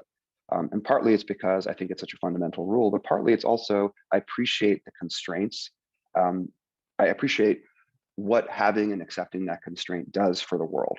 I think Bitcoiners have a lot of constraints that we operate under. Our blockchain is not Turing complete. You have to wait a certain number of blocks before you feel fully confident that your transaction is really going to be permanent. There's a finite amount of coins, and that are only ever going to be a certain large supply. These are constraints that we live under. And these constraints help Bitcoin have a robust set of properties. So sometimes accepting constraints and engineering with them in place is a great way to harness creativity. So for me, accepting that the speed of light really is a speed limit on information, and then just being forced to contend with how does that affect the world is really interesting. So I choose not to, even though I don't know for sure, I choose to believe that we probably won't get around this constraint ever. And then I choose to speculate based on that constraint. I think it's completely valid for someone to say, oh, you're just being conservative. We'll figure out faster than light travel, 0 point energy, whatever in 50 years. And then all your speculations are trash because Bitcoin will be used in the next galaxy over because we'll have quantum transport effect. Okay, fine, maybe that's true. But I think my speculations are actually more interesting because the constraint makes it more fun. Well, I'm curious, can you expand a little bit? What does that constraint where we essentially are accepting that the speed of light that's the fastest any information can travel? What does that provide us, both as humans as well as what we're trying to expand upon? So I think, so I've got a siren here. I'm downtown. Let me know if that's too bad. No worries. So I do also want to quickly shout out though. I'm really sad that you're saying to me that George Lucas and hyperspace will not come to fruition. they might not, but the consequences maybe are just as interesting. Some of my favorite science fiction, actually, don't get me wrong, I like Star Wars and Star Trek and all the fun stuff, but like some of my favorite science fiction actually accepts this constraint. Alistair Reynolds, for example, has a wonderful series, the Revelation Space series, where this is just built into his universe. Things don't go faster than the speed of light. And it leads to a very long time scale, really interesting story, because if the characters need to go from one star to another, they're going to have to take 40 years to do it. And there's not to give too much of the plot away, there's a wonderful, spaceship car chase, if you like, kind of equivalent that happens over decades. And that's a fascinating and cool plot line. So I think sometimes accepting these constraints leads to more interesting conversations than just pretending that they don't exist. Q, you're muted. My bad, guys. I will allow it for the sake of this conversation, and we will accept this assumption that we will not travel faster than the speed of light. However, I'm going to hold out hope that I could travel in hyperspace one day on my, Millennium Falcon. Mm-hmm. So based on this constraint, we are establishing then that Bitcoin mining is just not feasible on Mars. However, there are still going to be transactions in the early iterations based on your thesis that there's still going to be Bitcoin transacted to some degree. How that's done and operated, we're going to accept. What do you feel like, and you kind of touch on this in the essays, what do you really feel like is going to be that breaking point where people are finally saying, hey, this is not actually as feasible or useful as we thought it was going to be when we first started using it here on Mars? Bitcoin. Yeah, so kind of the Bitcoin to Muskcoin transition that I theorize about. I think this is for me, like, this is something I had to think about a long time to convince myself would actually be reasonable. Clark Moody actually is the first person I know that really spelled out the problem here. And I think I'm forgetting, I think I might say this wrong, but I believe the quote that he had in one of his early articles on Bitcoin in space was, when Mars gets started as a colony and Earth is, big old civilization already, Mars is going to have relatively little hash rate should they try to mine Bitcoin blocks. To be clear, everyone agrees that Martians can use Bitcoin in the sense that any human being can use Bitcoin who is not a miner. They can send transactions, they can participate in the Lightning Network. They're at some disadvantage due to the fact that it just may take extra minutes for their transactions to make it back to Earth where the majority of miners are, but they can always use Bitcoin. The question is around mining Bitcoin. Clark basically said that when Mars is a small colony, the problem is too little hash rate at too far a distance. And that's the right way to think about it. Poor little Mars in a given hour or two will produce, 0 or 1 or 2 blocks. Meanwhile, Earth might be able to produce many blocks in that time period. And so in the extra time that it takes Mars's blocks to make it all the way to Earth, they might have found more blocks than were being transmitted. That's the essential problem. And so as a result, by the time Martian blocks land on Earth, they're already orphaned because they're not the extending the longest chain anymore. The longest chain grew en route from Mars to Earth when they were traveling there. This just puts Mars at a big disadvantage. Of course, the situation would be opposite if Mars had 100 times the hash rate of Earth, but that's not where we're starting from. We're starting from an asymmetric situation where Earth has all the hash rate because that's where Bitcoin was invented. And so it seems very difficult for the Martian mining industry to even get started because they're going to start out at zero. And when they're so far away, starting at zero makes it essentially impossible for them to win any blocks, which means it's not a profitable industry, which means people won't do it. So I think Clark's conclusion was because it's impossible, they won't do it, and Bitcoin will probably just wind up becoming used all across the solar system. I took it in a different direction. I theorized, and I was writing later, and I had the benefit of having read Clark's work and having thought about it. I realized that if Bitcoin is so deeply connected, if Bitcoin mining is so deeply connected to things like energy markets, and if it improves those markets, which is a big theme of part 2, actually, of the series, if Bitcoin is so important to civilizations because it helps regulate, improve, optimize, and extend their energy markets, why would Martians accept not being able to mine on Bitcoin? They would potentially decide that starting their own currency might be an effective or a smart decision for their civilization. And then now this starts to touch onto all sorts of ideas of political representation. And as people move from Earth to Mars, does their political identity change and they feel more Martian, and therefore they feel like they should have more freedom and sovereignty? We talked about, Bitcoin makes it very difficult to censor transactions, but potentially in a war between Earth and Mars, like could such a thing ever happen? Like, would Martians feel comfortable knowing that all the hash rate lives on Earth? There's all sorts of reasons why you might imagine Martian revolutionaries, so to speak, talking about a new Martian Bitcoin, new Martian blockchain currency, which I call Muskcoin in my articles, under kind of the silly idea that Elon Musk somehow starts this Martian colony, I guess. I wonder where you I got could see that assumption. Right, exactly. He's going to do some Dogecoin nonsense or something. I hope he reads these articles and figures it out. I can see that politically for Martians that could make sense, and then that became to me a really compelling idea. That wait a minute, so you're telling me if you just go far enough away and you bring enough people with you and you start a little civilization, that it kind of makes sense for you to start your own blockchain. Well, why doesn't that make sense here on Earth? Like, why am I against altcoins, but I'm okay with this? Well, and the reason is altcoins can't do anything that Bitcoin can't do.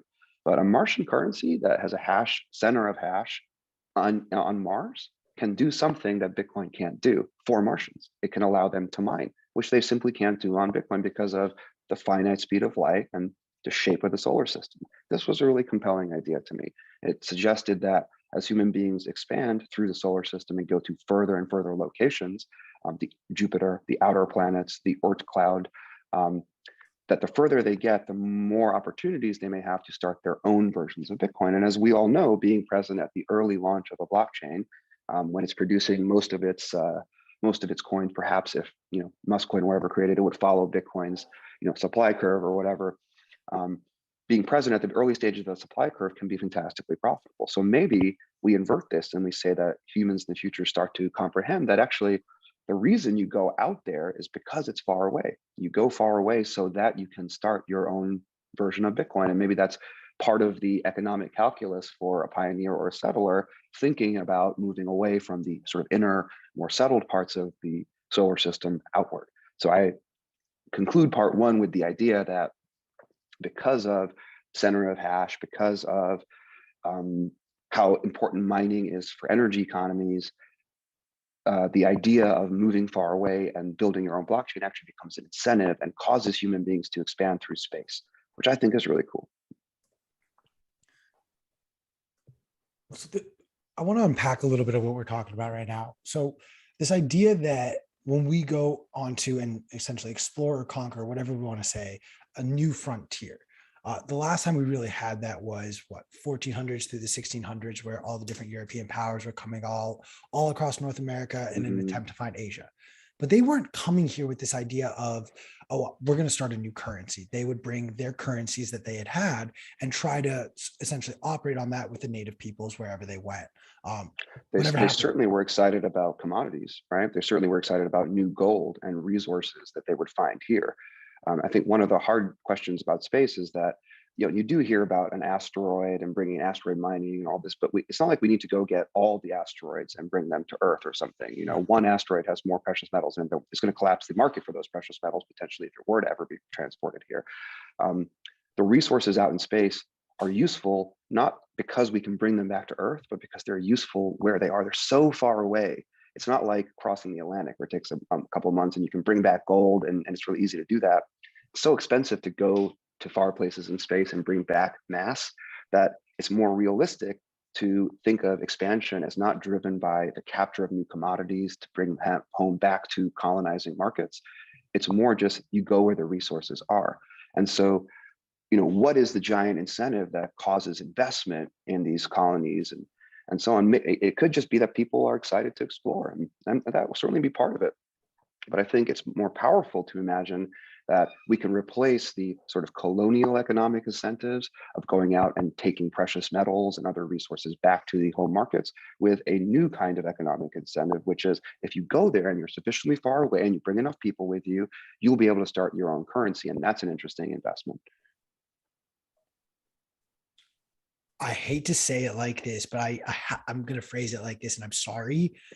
How is that any different than a cult just going off into an isolated part of who knows where in this country and saying, we're going to operate on this currency with these rules, these laws, and boom? How is that any different?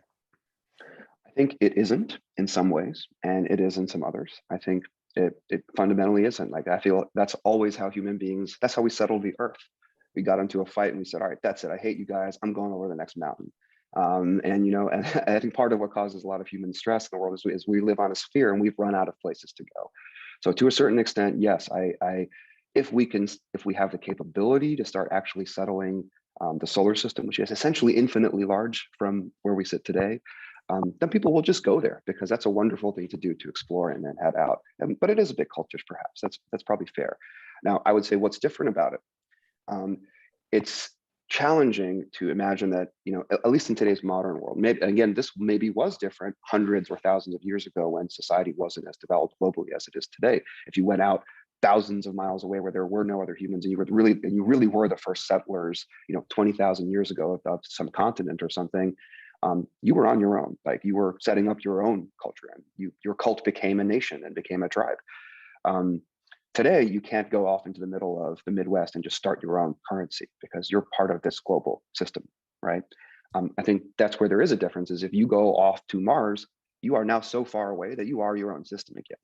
And so there is a sense in which that is meaningfully different. To me, again, it's the reason why an altcoin that just is what Bitcoin is can't succeed here on Earth, because it gives us nothing that Bitcoin itself doesn't already offer. Whereas an altcoin, which is essentially Bitcoin, but is started really far away at a place like Mars or the outer planets, is meaningfully different because the thing that's different about it is its center of hash can be located far away from us and close to the people who are using that currency. And the idea, by the way, that Martians can't mine Bitcoin is a symmetric idea, because miners on Earth are so far away from these colonies, they can't really mine their colony coins either, because the same rules essentially apply. Like, their hash rate is suppressed by being so far away from it. So it's just this idea that if you get far enough away, you get to use the resources that are there, you get to start your own blockchain. And maybe that is one of the really compelling reasons to go out and do that in the first place. I want to establish a couple of things because, and if this went over my head when I was reading it, my apologies. What is the incentive right now in your mind for why people are going to be going to Mars in the first place? If we're not actually going to be going there to mine commodities and bring them back here on Earth, are we saying that Earth itself is inhabitable or it's overpopulated, or what is that incentive structure to send people off? Or is it just on a whim to explore? I don't think we have very good incentives to settle Mars.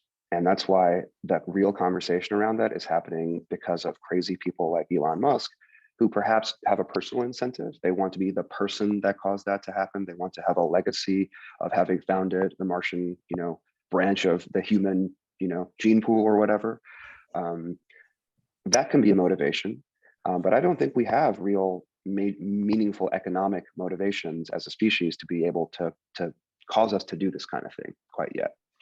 There isn't that, like, I think people talk about asteroid mining and stuff. Maybe there's a small motivation to get some amount of resources back here. We're riding on curiosity, the human spirit for exploration, and to a certain extent, maybe fear if Earth is getting overcrowded or politically unstable, that you might go off and you sort of have that Elysium model of like, I'll just go live in the clouds in an orbital or something. Those are, I don't think, very good incentives. And that's the reason we're not good at this. That's the reason we don't have a really robust space industry. It's the reason we're not in science fiction land, and we're still, driving cars to work and bound here on Earth. If we had better incentives that made it extremely profitable or exciting for nation states, corporations, individuals to be making that transition into space, then maybe we would be faster at it. I think incentives really grease the skids here, and we don't have them. If we hold the incentive structure as it is, and we say it's purely for the sake of some people's egos, other people's desire to explore broader, they still need to build out what you described as the Elon Dome, I believe it was, where people are living in. But we're going to be sending raw materials from Earth in that example to essentially build these things out. If we were going to do that and operate under the guise, at least in the beginning, that, hey, Bitcoin is going to be mined as well out here, would we not try and make sure we had enough hash power being sent to Mars to, in theory, move the center of hash out of the center of the Earth and put it, in theory, between Earth and Mars? We could try that. I think one of the challenges there is it's not initially profitable to do it. And if it's not initially profitable to do it, why would it ever get started? Like, who are these miners that are gonna like move their shit to Mars to be the first ones to do it and essentially get nothing in return until the rest of the miners show up there? Doesn't seem realistic to me. It feels like anybody who had the ability to do proof of work mining with equipment on Mars would try to start their own chain, because if they did, they would get to mine the early coins, and the folks that they left back on Earth can't really mess with them because their hash rate is suppressed by being so far away. So I talked about this as a little bit, the concept of hash war. Whoever starts this far away planetary blockchain needs to be confident that they've brought enough hash rate with them to actually get it off the ground. And having done so, it doesn't make a lot of economic sense to me that they would then choose to mine Bitcoin, which they could have just done back on Earth. Like, if they had that equipment, like the fact that they brought it to Mars is because they knew what they were planning on doing. I mean, I've written these articles now, so I mean, these ideas are out there. Maybe someone will actually believe that this will happen and try it. I don't know. So someone in the future will be citing this as their communist manifesto of why they started their Mars blockchain. I Sure. just really hope that it's not called Musk coin. Yeah, perhaps not.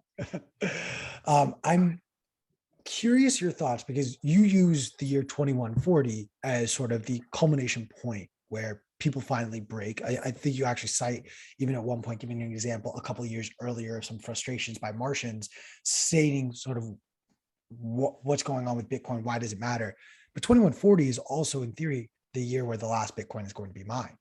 So what is a world where Bitcoin is not even, new Bitcoin is not being mined and created, look like, as far as why we need to worry about hash rate or mining capabilities, whether it's here on Earth or on another planet?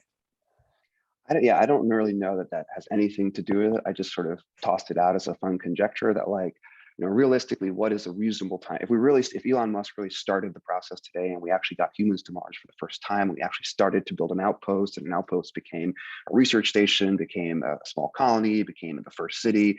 That process began. How long before we actually had something about the size of a modest sized city, at least, that could potentially start its own blockchain and hold against any hash rate on Earth that chooses to attack it for whatever reason? Remember, anybody on Earth who chooses to mine quote unquote Musk coin is incurring the opportunity cost of not just not mining Bitcoin. They could have just mined Bitcoin whenever they were doing that.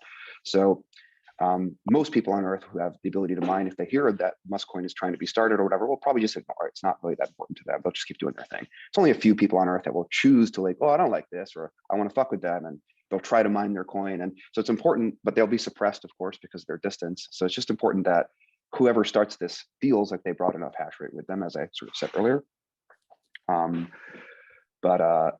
I sort of forgot the thread where I was headed with this, unfortunately. What was your question again? I'm sorry.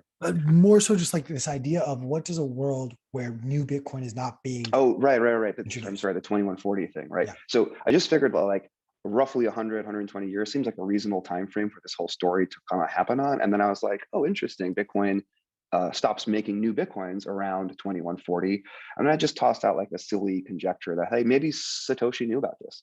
Maybe Satoshi, having built Bitcoin, had already had these thoughts and was like, well, if I pick 10 minutes, then that's too small to include Mars, but that's okay because I figure by the time we saturate the number of Bitcoin being made, we'll be on Mars and they'll start their own coin. And I think it's part of the question that you had asked previously is, as we saturate and stop making new Bitcoin, and the only thing that's happening now is transaction fees to kind of move around the existing Bitcoin. Is Bitcoin mining still interesting? I think of course it is. Of course it is, because at that point, 0.000 whatever one Bitcoin is a lot of money, and miners are super interested in continuing to earn that Bitcoin because we're hyper Bitcoinized by this point. That's the world's money. So I actually don't think it's a meaningful thing. It's not like when we stop making Bitcoin, Bitcoin mining is not interesting, and therefore Bitcoin miners are going to freak out and go to Mars. But I just thought it was a fun coincidence of like, perhaps, Satoshi had a lot of choices with where they could have picked how many Bitcoin there are and over what, you could have done 42 million Bitcoin over the same time period, and it might not have been meaningfully different. We just would have thought about 42 million instead of 21 as our Schelling point. So I think, and again, like, why pick 2140 as the last year? Why not 2180 or why not 2100? I think a lot of these choices are sort of random and silly, and they sort of just picked what they thought was reasonable and hoped it stuck. And in general, it did. And I've never really heard good arguments for why 2140. I've heard good arguments for why 10 minutes and other things like that. But I thought I'd just throw out the silly idea that maybe Satoshi was thinking about Mars. I don't know. I don't actually think I believe that. I just thought it was a fun connection to me. No, you're a writer and you're allowed to take creative liberties with your work and your theories. So there's no harm in that. I honestly kind of love, I don't necessarily buy into it, but I love the whole conversation that Satoshi was sent from the future to give us Bitcoin. And he very right. well. So he knew that by 2140 we would have the city on Mars. And so exactly. It was easy to He was a figure out. Martian. He actually came course. from Mars here. Yeah, I thought he was an alien. Well, I've done my best to make sure we hit on the 3 laws of Bitcoin astronomy. I think we have done sort of the first 2, and we've started to touch on a little bit of the third. Do you mind giving us broad strokes of what these 3 laws are? And then we can sort of dive in and dissect anything that we haven't gotten a chance to talk about. Yeah, I think of them as like laws that then have consequences. So I say like the first law is basically saying, hey, this idea, there is a center of hash for a blockchain, and therefore a blockchain has a certain size, and that size is like its hash horizon around that center of hash. And so this is like the first law's content. But then the consequence is, because of that, okay, maybe starting new blockchains is an economic incentive towards human expansion through space. That's sort of the payoff of articulating the first law. The second law, I forgot how exactly I put it. But the second law was like blockchains sort of get built in increasing order of distance and size. And the payoff, we haven't really gotten into this idea yet, but like the payoff of this law is like, okay, what happens in the future when you've got a blockchain around Earth, one around Mars, maybe one around Jupiter, maybe one of the outer planets? Okay, like, are we just going to have like 1,000 of these small blockchains all over the solar system? Like, potentially we may. Any place where there's a large concentration of human beings and industry and hash rate that can defend itself and can justify doing this, they probably will try to do it. There'll be lots of local monies in this way around the solar system. But there's an advantage to shared money. And wouldn't it be cool if we could build a blockchain that was big enough, quote unquote, to cover everybody in the solar system at once? Now, to be clear, Bitcoin can be used by anybody in the solar system. You just have to have a private key, right? So we're not talking about big enough to be used by anybody in the solar system. That's probably true of any blockchain. We're talking about big enough to be mined by anybody in the solar system. And if we recall, the reason Bitcoin can't be mined arbitrarily far away from Earth is because it has a relatively short block time of 10 minutes. If we made the block time of Bitcoin something like 30 days, which would, by the way, be completely impractical for anything that's happening in day-to-day life. But if we made that choice, then the hash horizon of Bitcoin would expand to become many light days in diameter. And that would potentially include the entire solar system. And so in part two, I really think about like, is this interesting? Is this like something that may or could happen? And if so, why? And the reasons that I cite that are interesting for this are, well, number one, it's nice to have a shared money. So this is a way to get to a shared money that everybody can mine.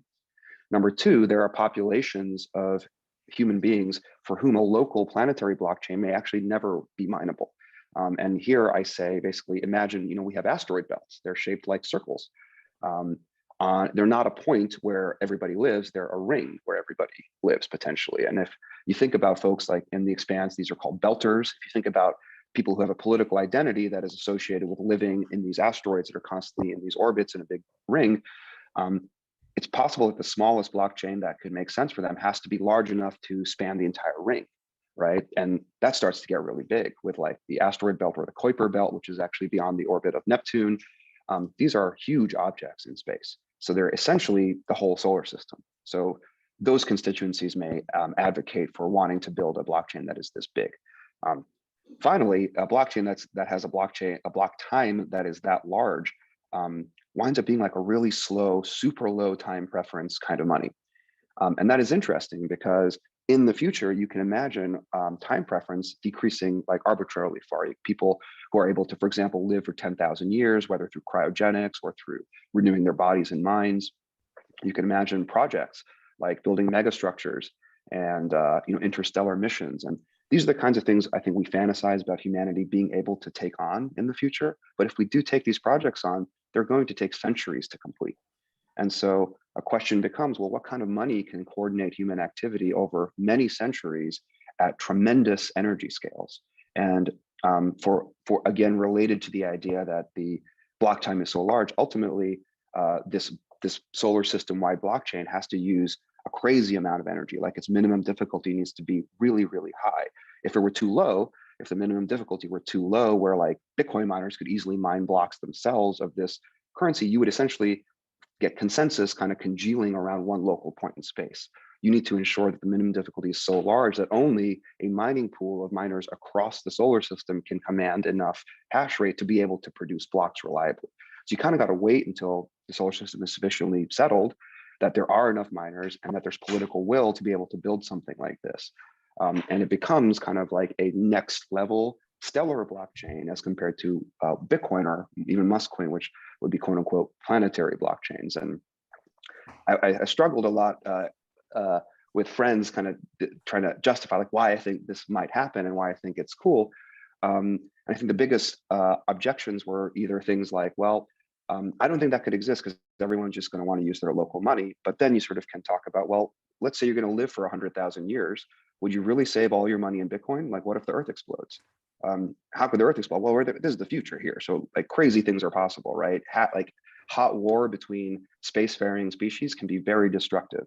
And so would you really feel comfortable if you're an elite, wealthy person living for 100,000 years potentially in the far future to concentrate all your wealth around one point in space?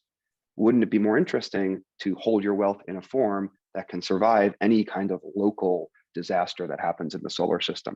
So that's kind of an interesting conceit. And then I think I convinced some people to say, well, okay, on that level, I just want all my money to be in the top blockchain, and then Bitcoin and Muskcoin, all these, they'll die off, right? Because they're not necessary anymore. We have this big old thing. But as I said earlier, this thing is not meant for day-to-day activity. It's meant for these long time scale projects. It's meant to fund cooperative missions between different branches of humanity across the solar system. If we're just on Earth and we're just trying to like buy stuff and run our local mesh network and all these kinds of things, maybe we just want Bitcoin for that. Like we still want we will have all that technology already built. We'll have all those structures in place. And Bitcoin will ironically go from feeling like a global currency today to feeling like a very local currency. It's useful for people who live on Earth and are doing stuff day to day on Earth. And if you're sleeping for 10,000 years, maybe you don't need Bitcoin, you need the stellar coin. And maybe you keep a portfolio of planetary coins and keep the bulk of your wealth in this more stellar coin. And maybe that's an interesting way that the system would develop. So this is the second law, really. This is just saying, first law says we expand and we build smaller blockchains as we go along. Second law says eventually we'll build a giant one that we all get to mine on. And this is particularly interesting because as we talked about Bitcoin and energy markets, It's important for us, right, in Bitcoin, that Bitcoin creates a floor for the price of energy, and it causes already here today on Earth human beings to go out and collect energy they weren't previously going to be able to utilize. Energy that is in the middle of nowhere, where there are no raw materials or there are no human beings necessarily. Those are places where we can collect it, turn it into hash rate, turn that into profit. And so Bitcoin miners today are already going out and harvesting energy that we otherwise would not have used. Even waste energy in existing supply chains is being used this way. So I think of Bitcoin as already pushing us up, so to speak, the Kardashev ladder. Like where we've heard of the Kardashev scale, which is a loose way of categorizing the energy uses of civilization. So a Kardashev level 1 species uses all the energy available to their planet, and level 2 uses all the energy available to their star, and level 3 uses all the energy available in their galaxy. These are very rough characterizations. And so right now we're sometimes thought of as like a sub-level 1 species. We use a fraction of the energy available to our planet. So I kind of think of like Bitcoin as like level 1 money that is invented by a sub-level 1 species that helps us get to level 1. Stellar blockchains are a level 2 money that helps us incentivize energy collection around the entire solar system, places where no human beings will live, where there aren't colonies. And that's required in order to get us from level 1 to level 2. So creating blockchains that are sort of bigger than our society is a way to bootstrap us up the Kardashev scale. And Bitcoin's already started that process. Bitcoin is causing us to use more energy, which can be scary when our energy infrastructure is dirty, but is really exciting if we can clean up our energy infrastructure.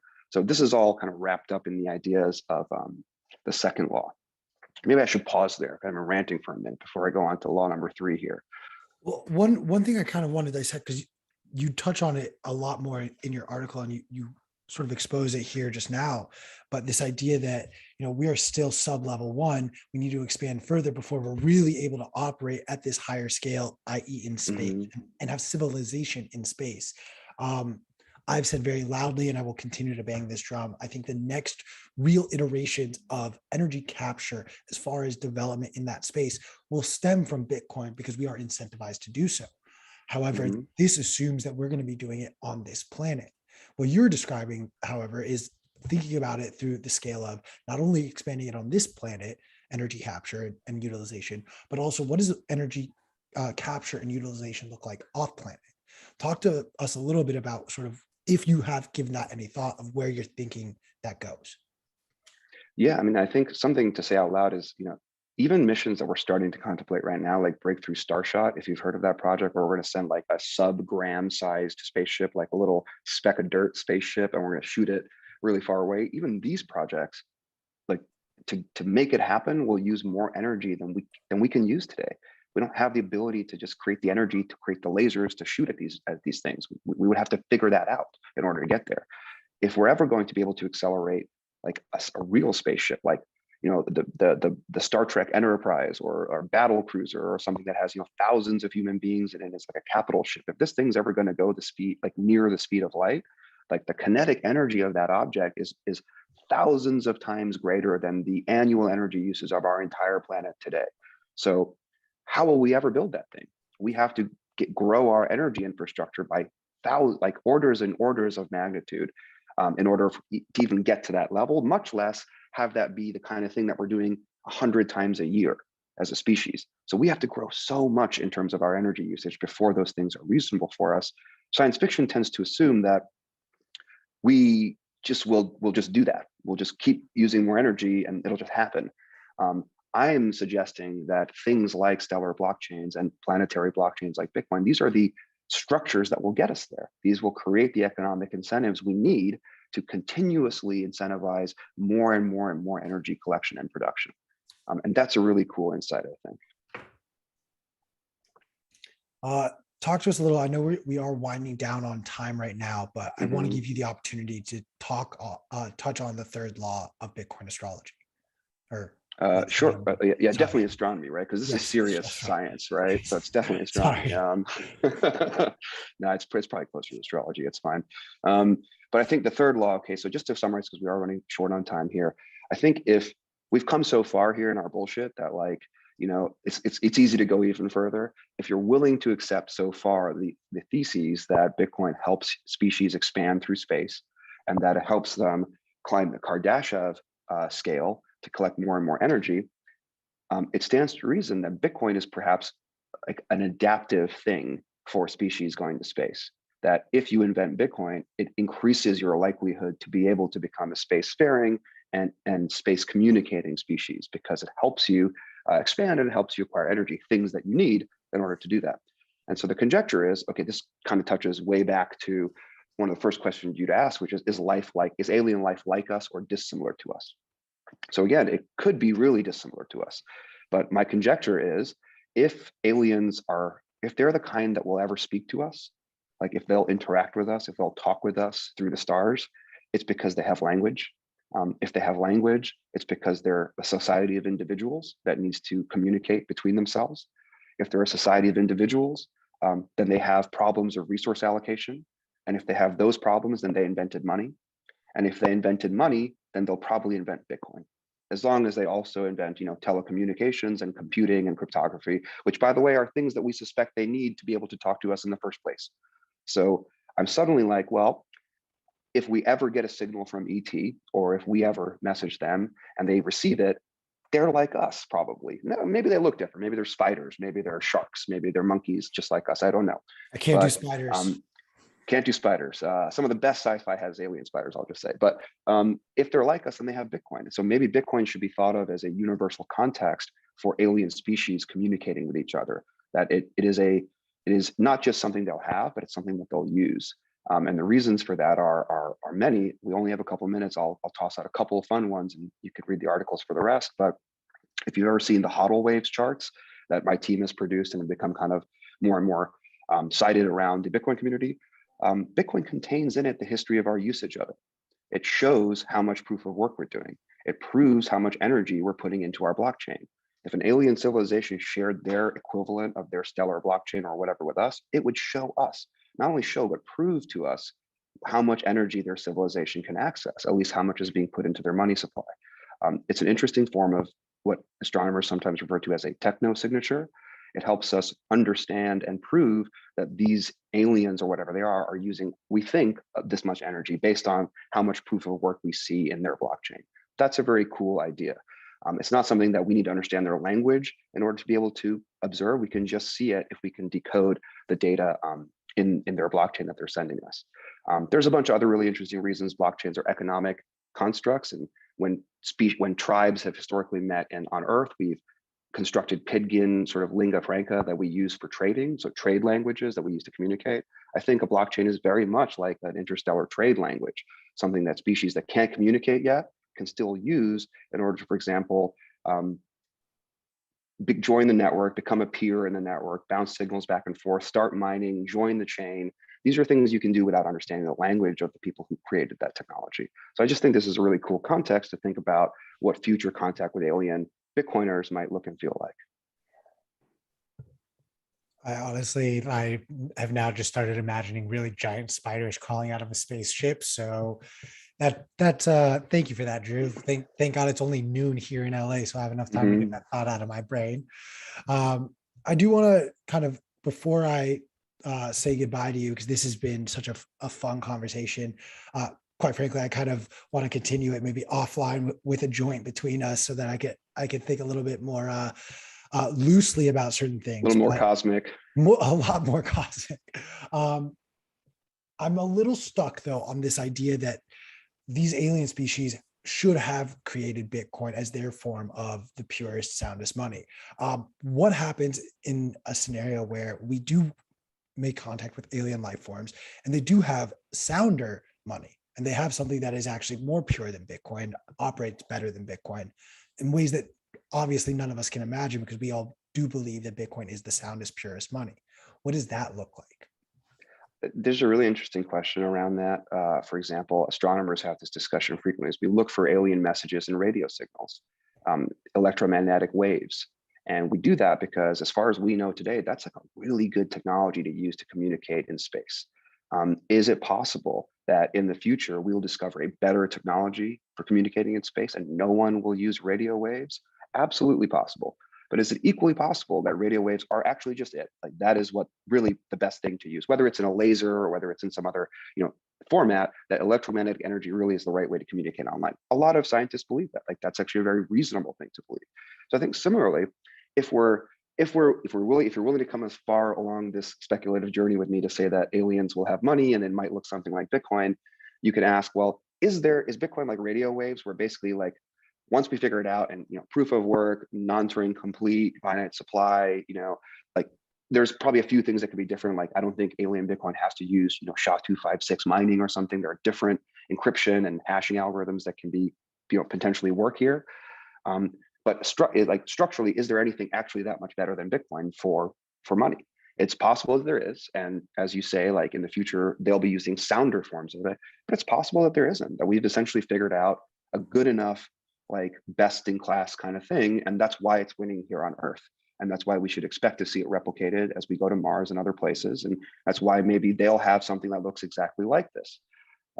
That's an interesting idea to me. Again, don't know for sure, but if we assume that that's true, it leads to a lot of interesting ideas, because then we understand what they have and we can join it and we can understand it, we can comprehend it. I know you cited at the beginning of the very first part of this essay series a few different science fiction films that inspired sort of the line of thought. Is there any film in particular that really set you down this rabbit hole that's not listed on this list? Gosh. One thing I'll toss out, I had mentioned Alistair Reynolds, and he's written a lot of really great stuff around accepting constraints like the speed of light and then seeing how that affects the story and the narrative that he's able to tell. He has a young adult series, so targeted at younger folks or whatever, but it's great on Reddit. It's called the Revenger series, I think is the name of it. I won't get into the plot too much. It's really interesting for its own reasons. It's kind of set in a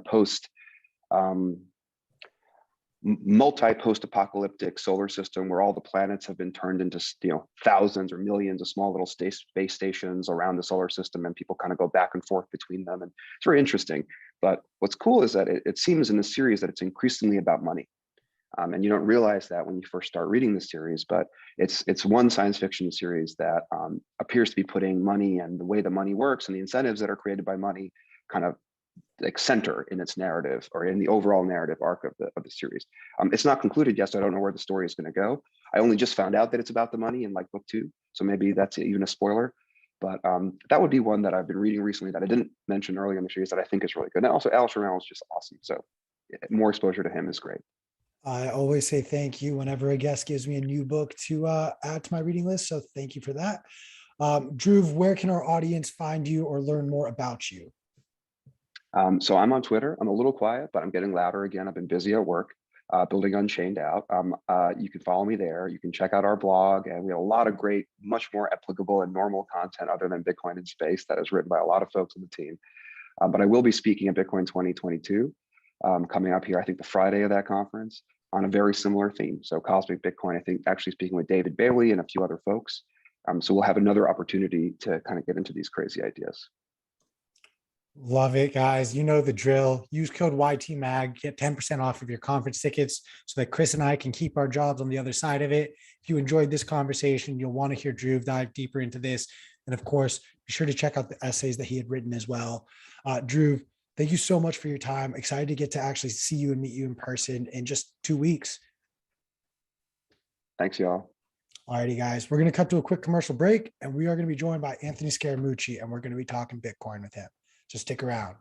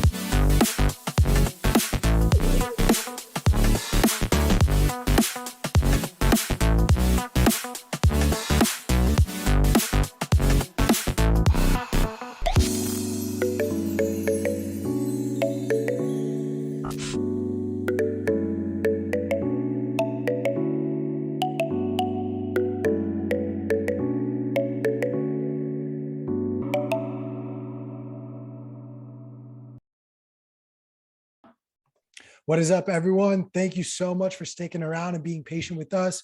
We are joined now by our special guest, Anthony Scaramucci, and I'm also joined by our co-host, Alex McShane. Anthony, how are you doing today, sir? I'm great. Can you guys hear me okay? I got a brand new microphone, so I'm feeling pretty smug about my microphone. Is it all right? Yeah, it sounds great. All right, good. Anthony, I want to start from sort of the very, very beginning of it all. How did you first sort of discover Bitcoin? And what was your initial instinctive reaction? Were you receptive to this new technology, or were you a little hesitant and had a lot of questions and skepticism? Well, I mean, I'm going to take you far back, though. Unfortunately for me, I didn't get the Bitcoin wisdom or the eureka moment until probably mid 2020. I had the introduction of Bitcoin in 2015. I looked at it. I think the Winklevosses introduced me. They came to the SALT conference. I said, okay, that makes sense, but I'd have to see more adoption because unfortunately I'm an institutional investor and I got a lot of old people in my fund. They won't really understand it. And so I need more time. And then I had my seminal moment in Washington. You guys may remember I got my ass fired from the White House after 11 days. But prior to that, I was at the XM Bank and they were talking about digitizing the dollar. And I was like, oh my God. By the way, are you allowed to curse on this podcast? I know because I'm no censorship here. No censorship here. By the way, Steve Bannon couldn't do what I said. I mean, fucking give me a break. There's no chance, but that's a whole other, that was the only piece of fake news that I've uttered so far. But anyway, I was looking at these guys, they're from Treasury. They say they're going to go digitize the dollar.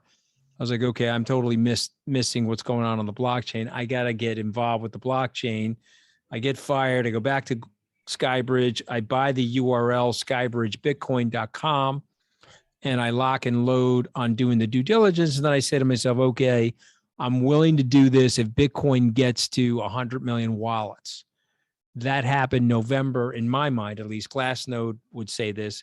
It happened in like November of 2020. And I made my first Bitcoin investment. And then, it's like nachos. You can't just have one nacho, right? You have one nacho and you're like, oh my God, I have 10 nachos.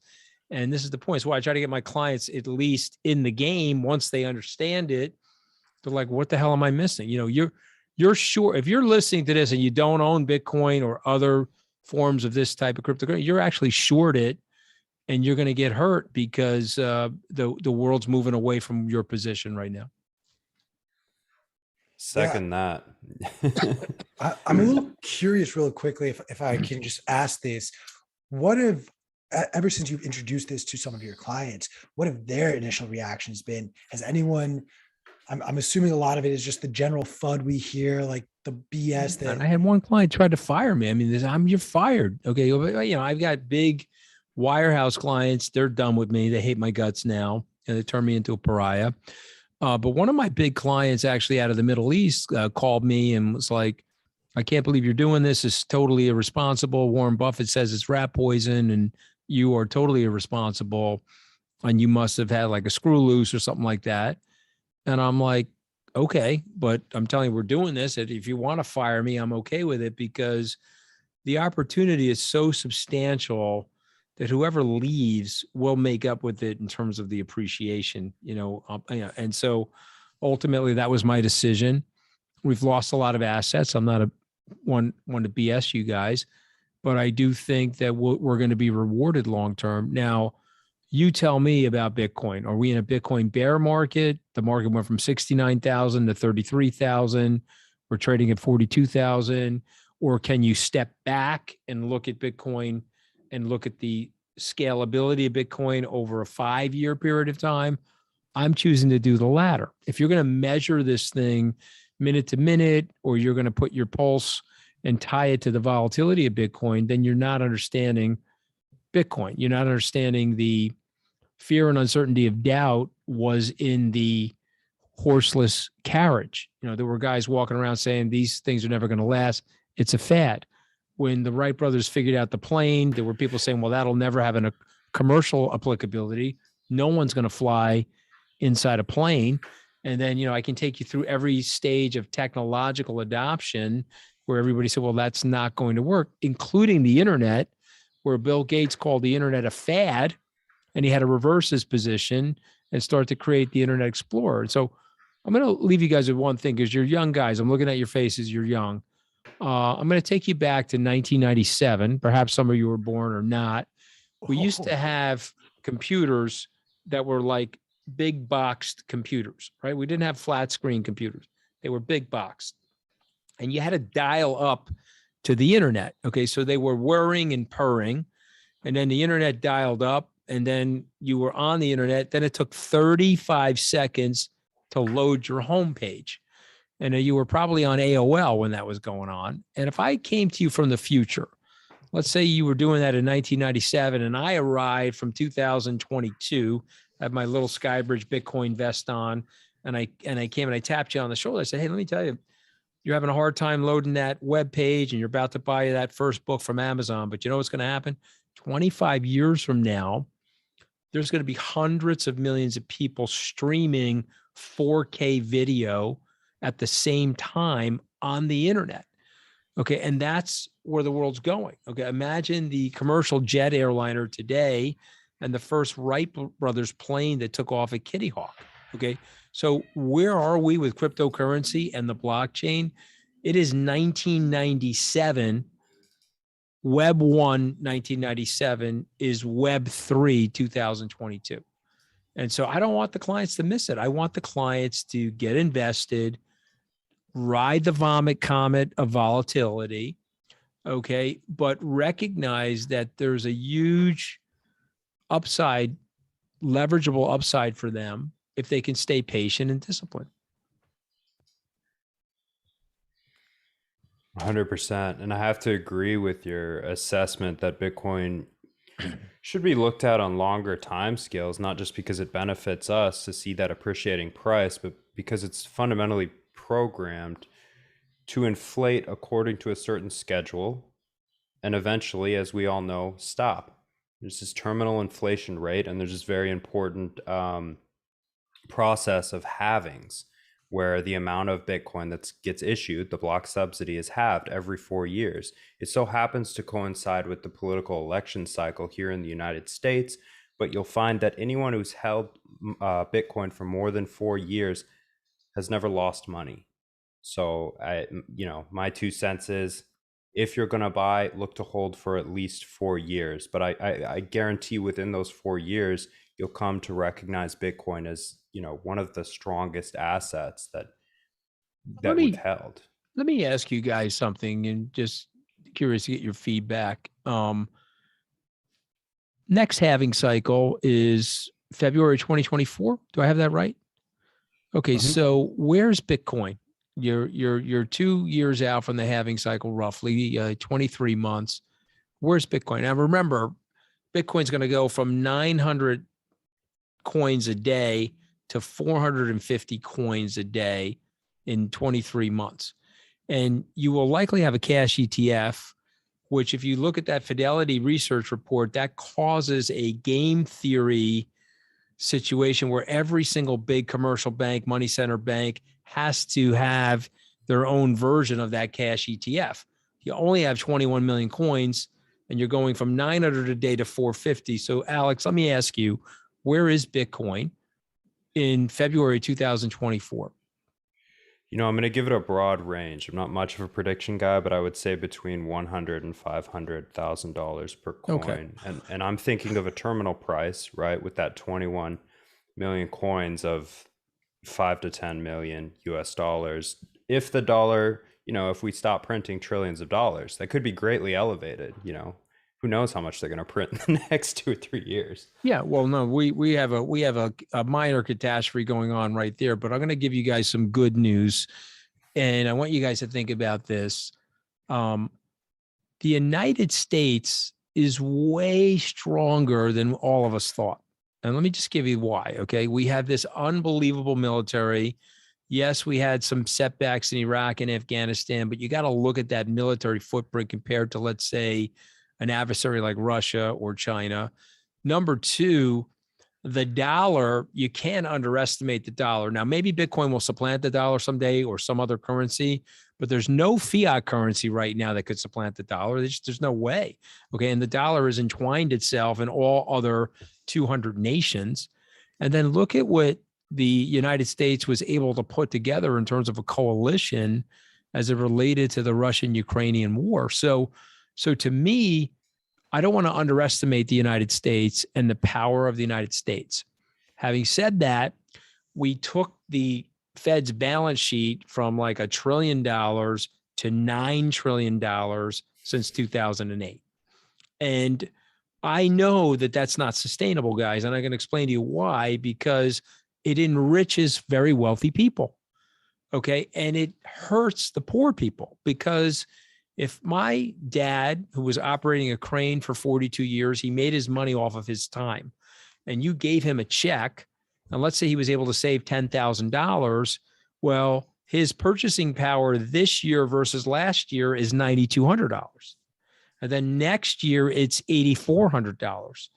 What are you doing to the guy? You're taking, it's a theft of his time, and it's a theft of his labor as the result of the way you're inflating the money. So you're going to have a revolution. That's how it works. Okay, go study history. If you have the separation between the haves and the have-not, you got the haves shooting themselves into outer space in their own rockets, and you have the have-nots going to Donald Trump and Bernie Sanders rallies.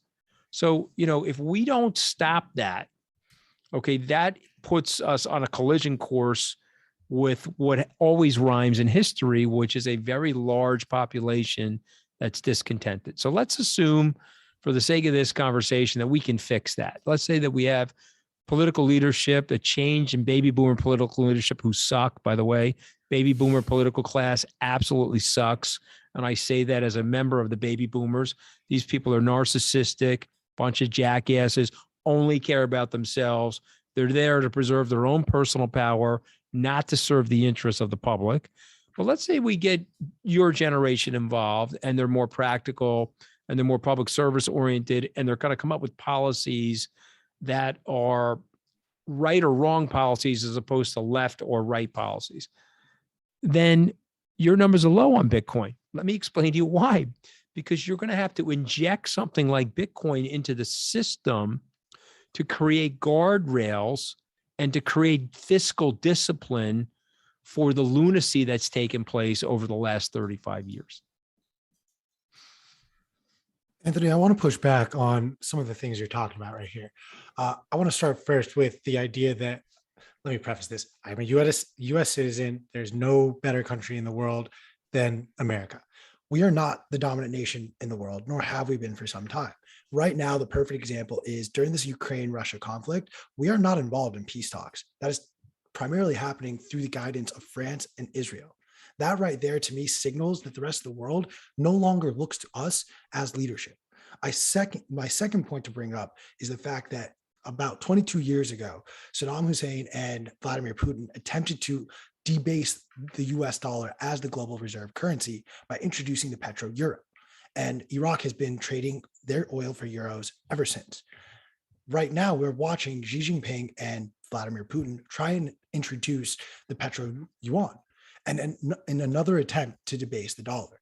I think the world is, quite frankly, over this dollar reliance and dependence that they have been forced upon them pretty much since Bretton Woods II in 71. To your point, yes, I think there is going to be some sort of a revolution, and that is what's going to trigger these events. I agree that Alex's numbers are very conservative, but we're also still maintaining this idea that we're translating them back to the US dollar. And that's where I don't agree with you. I do think at a certain point, when that revolution happens, we are going to eliminate sort of this idea of denominating things back in the dollar, whether it's denominating things in Bitcoin, denominating things in oil because we're so desperate for energy, or whatever that next iteration looks like. I think that is more realistic and where we're headed towards. I'd love your thoughts and what you think there. Listen, I mean, everything you're accepting, everything you're saying is an acceptable range of outcomes in terms of permutation. I'm old enough now and been humbled enough by life to suggest to you that everything that you just said could eventually happen. Okay. There's nothing, however exceptional I feel America is, There's nothing promising American exceptionalism in the future. We could debate whether it is exceptional or not, but my point being, it has to be something that is constantly renewed and restated. You can't just let it decline and fray. I think the only things I would disagree with you on is the United States is the anchor to NATO. And so it would be impossible for the United States in a conflict like this in Eastern Europe to be part of the peace talks. It just would be, because, this was ultimately a referendum that turned into a war related to Ukraine and its situation vis-a-vis it joining the EU and or becoming part of NATO. Now, we could debate whether or not it should be allowed to do that or not, but that's one of the reasons why we're not in the peace talks. You mentioned Saddam Hussein and the euro. That is true, but the predominant currency, because the euro, guys, is a fixed exchange rate mechanism. It's not a real currency. You guys know that. There's no federal government underpinning it. And so ultimately all it is a fixed exchange rate mechanism. And I can prove to you throughout history, fixed exchange rate mechanisms never hold. They almost broke in 2012 with the Greek crisis, the quote unquote Grexit. And so you got to be very, very careful with the euro. The yuan is very interesting. The renminbi is interesting because they are the largest economy in the world. We can pretend otherwise, but if you look at their understatement of their economy and their GDP, and you look at their population growth, they clearly are the largest economy in the world, but they have an issue in China related to property rights. And so that creates a lot of uncertainty related to the yuan in terms of what they're going to do with the yuan. So it's not over for the US. Okay. And so my last point is on a revolution. I'm hoping that we can resolve these things. I'm optimistic that we resolve these things without a revolution. However, if we continue on the current course trajectory, if we want to create another $9 trillion of money, and as much as I respect Jeff Bezos and respect Elon Musk, they're worth $4 trillion each, and the average person on the street is worth little to nothing, you are going to have a lot of upset people. And by the way, what I am heartbroken over is the people that I grew up with. Okay. Because again, I was in a blue collar neighborhood. We were aspirational blue collar families. My dad was like, I'm going to work this job, and someday one of my kids is going to, work inside. I remember when I got my job at Goldman, my pops looked at me, was like, I never want to hear you complain about your job. I'm like, why is that, Pops? He's, well, you're indoors, you're out at direct sunlight, and there's no heavy lifting. So I never want to hear you complain about your job. But there was a group of people when I was a kid, they thought their kids were going to do better than them, aspirational working class. Those very same people today feel economically desperational. They feel like they can't get ahead, and they're upset about it, and they don't feel like they're getting any help from the establishment. That's why they pee on the political establishment, the medical establishment, the business establishment. We got to fix that. If we don't fix that, we're in for a lot of trouble. And what I do love about Bitcoin and other cryptocurrencies and the notion of DeFi is that it's a fair system. It's not subjected to the whims or the capricious behavior or the short-term expediency of a policymaker or a politician. And so for these reasons, your generation is going to take this into the future and make it a very, very big deal. Right. We want stateless money. The first stateless money in a very long time. Because it's drunk driving, Alex. Okay. It's like, okay, you guys, you 12 policymakers at the central bank, give me the keys to the fucking car. Okay. What do you got? You ran the car into the ground. What are you guys doing? You're drunk driving with the monetary policy. Could you please hand us the keys? And since we can't trust anybody, let's make it fully decentralized so we don't have to. Right. That's the brilliance of it. Right. Okay. We I don't know you, you don't know me, but we can trust the blockchain. Right. We can transfer value to each other through the blockchain. Why? Because we decentralized it. We put it in a position where no one person can run the goddamn thing. So therefore we have trust in it. I'm a little curious what your thoughts are on what is going to be that breaking point. You touch a little bit on this revolution. You touch on the fact that inflation is really screwing over the little guy. Is there a commodity that you're paying attention to closest that is going to be that breaking point for people as we know it here? I would say no, I can't think of any one commodity, but I would say that current course trajectory on Western democracies' policies are going to create a bigger problem. You're going to need a transformative leader or a transformative group of leaders to slow down the current trajectory. And so what I would say to you guys is that, let me ask you a rhetorical question. Tell me a public servant in the West that you know has a 10-year plan to fix a problem. Okay, do you know anybody? How about a 10-year plan to fix infrastructure, a 10-year plan to right-size entitlements, a 10-year plan to address the deficit? Just giving you examples of things that we don't have any plans for. And so I'm not looking at any one commodity. I'm just looking at, okay, hold on a second, guys. We have this huge problem, and here are the problems. They're all man-made or man and woman-made, but frankly, mostly men. And so now we can fix them. Certainly can fix them. We know how to fix them, but it's going to require delayed gratification. It's going to require telling the truth to the public. It's going to be, hey, look, I'm sorry, we have a deficit issue. We can fix it. It's going to take 20 years to fix it. This is what we have to do to fix it. Is everybody in, or does everybody want free stuff? And if the answer is, well, we only want free stuff, then we can't fix it. And then we will force ourselves into a box where the society ultimately fixes it by deconstructing the society. So to me, I am still hopeful. Okay. I don't know. I have kids that are your age. Okay. I'm hopeful that you guys are going to be like, okay, these people that ran the thing after the World War II generation, they fucking suck. Total disaster.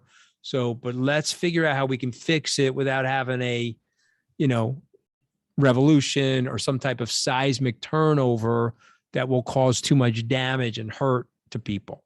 That's what I'm hoping. Now, maybe I'm wrong about that, but we can do it. Guys, look at what's going on. Longevity, AI, robotics, 5G, Bitcoin, DeFi. Look at the cost savings that's going to come from the idea that we can transact with each other without middlemen and women. And you're telling me we don't have such great technological prowess in the society that we can't come up with the right ideas to fix the society? I believe we can. But I mean, the question is, are these democracies going to respond? Or are the people in the democracies going to say, wait a minute, that does make sense. I'm going to vote for that, as opposed to this tribal identity politics nonsense that's been going on for the last 3 decades. I also want to push back on, you keep bringing up DeFi as this idea of decentralized finance. I personally don't think it is. Almost every single DeFi project has a central protocol or entity or person that's running these protocols. In fact, the only decentralized financial protocol that is out there in existence is Bitcoin. So why do we continue to sort of buy into this idea that DeFi exists and is helpful in this space, when in fact, in my mind, it is no different than fiat? It's an endless printer supply with a centralized entity, individual or business, that operates and says, okay, we're going to make more because we see fit, or hey, we're going to offload the stuff that we pre-mined because it's time for us to make some money.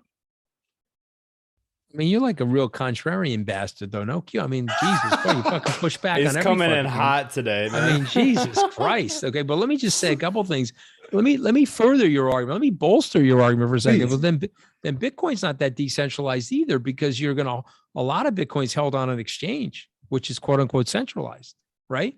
So I'll bolster your argument by saying that, but I see this in stages. I accept what you're saying today. Take a snapshot of what you're saying. You are correct.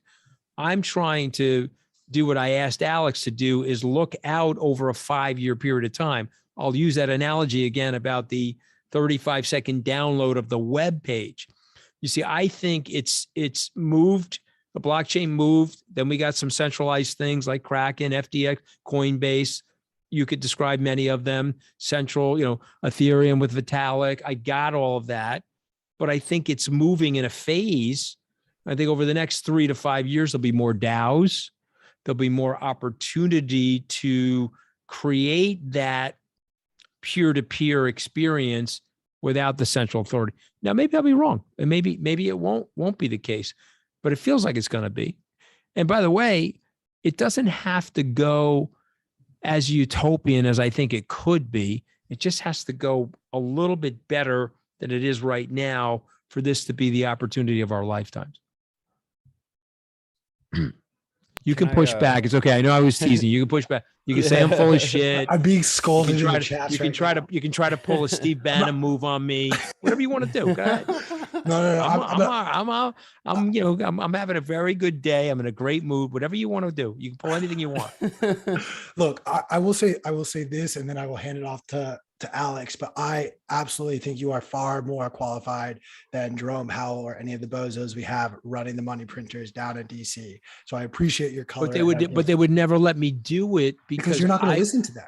No, because what they're doing is the wrong long-term solution.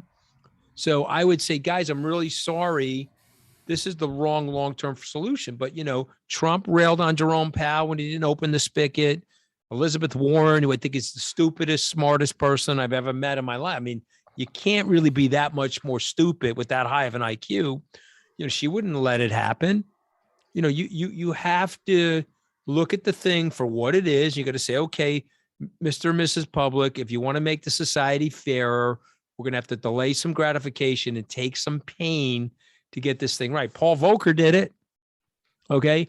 But we're not doing it because you've got pay me now, I need to stay in power sort of people involved at the power chain. And that it's terrible. And I think that's bolstered. Dude, you think I got fired because I said Steve Bannon was blankety blanket in the office? That's not how I got fired. I got fired because I was standing at the White House podium telling the truth. And nobody liked that, man. People are like, well, you can't have that. This town is allergic to the truth.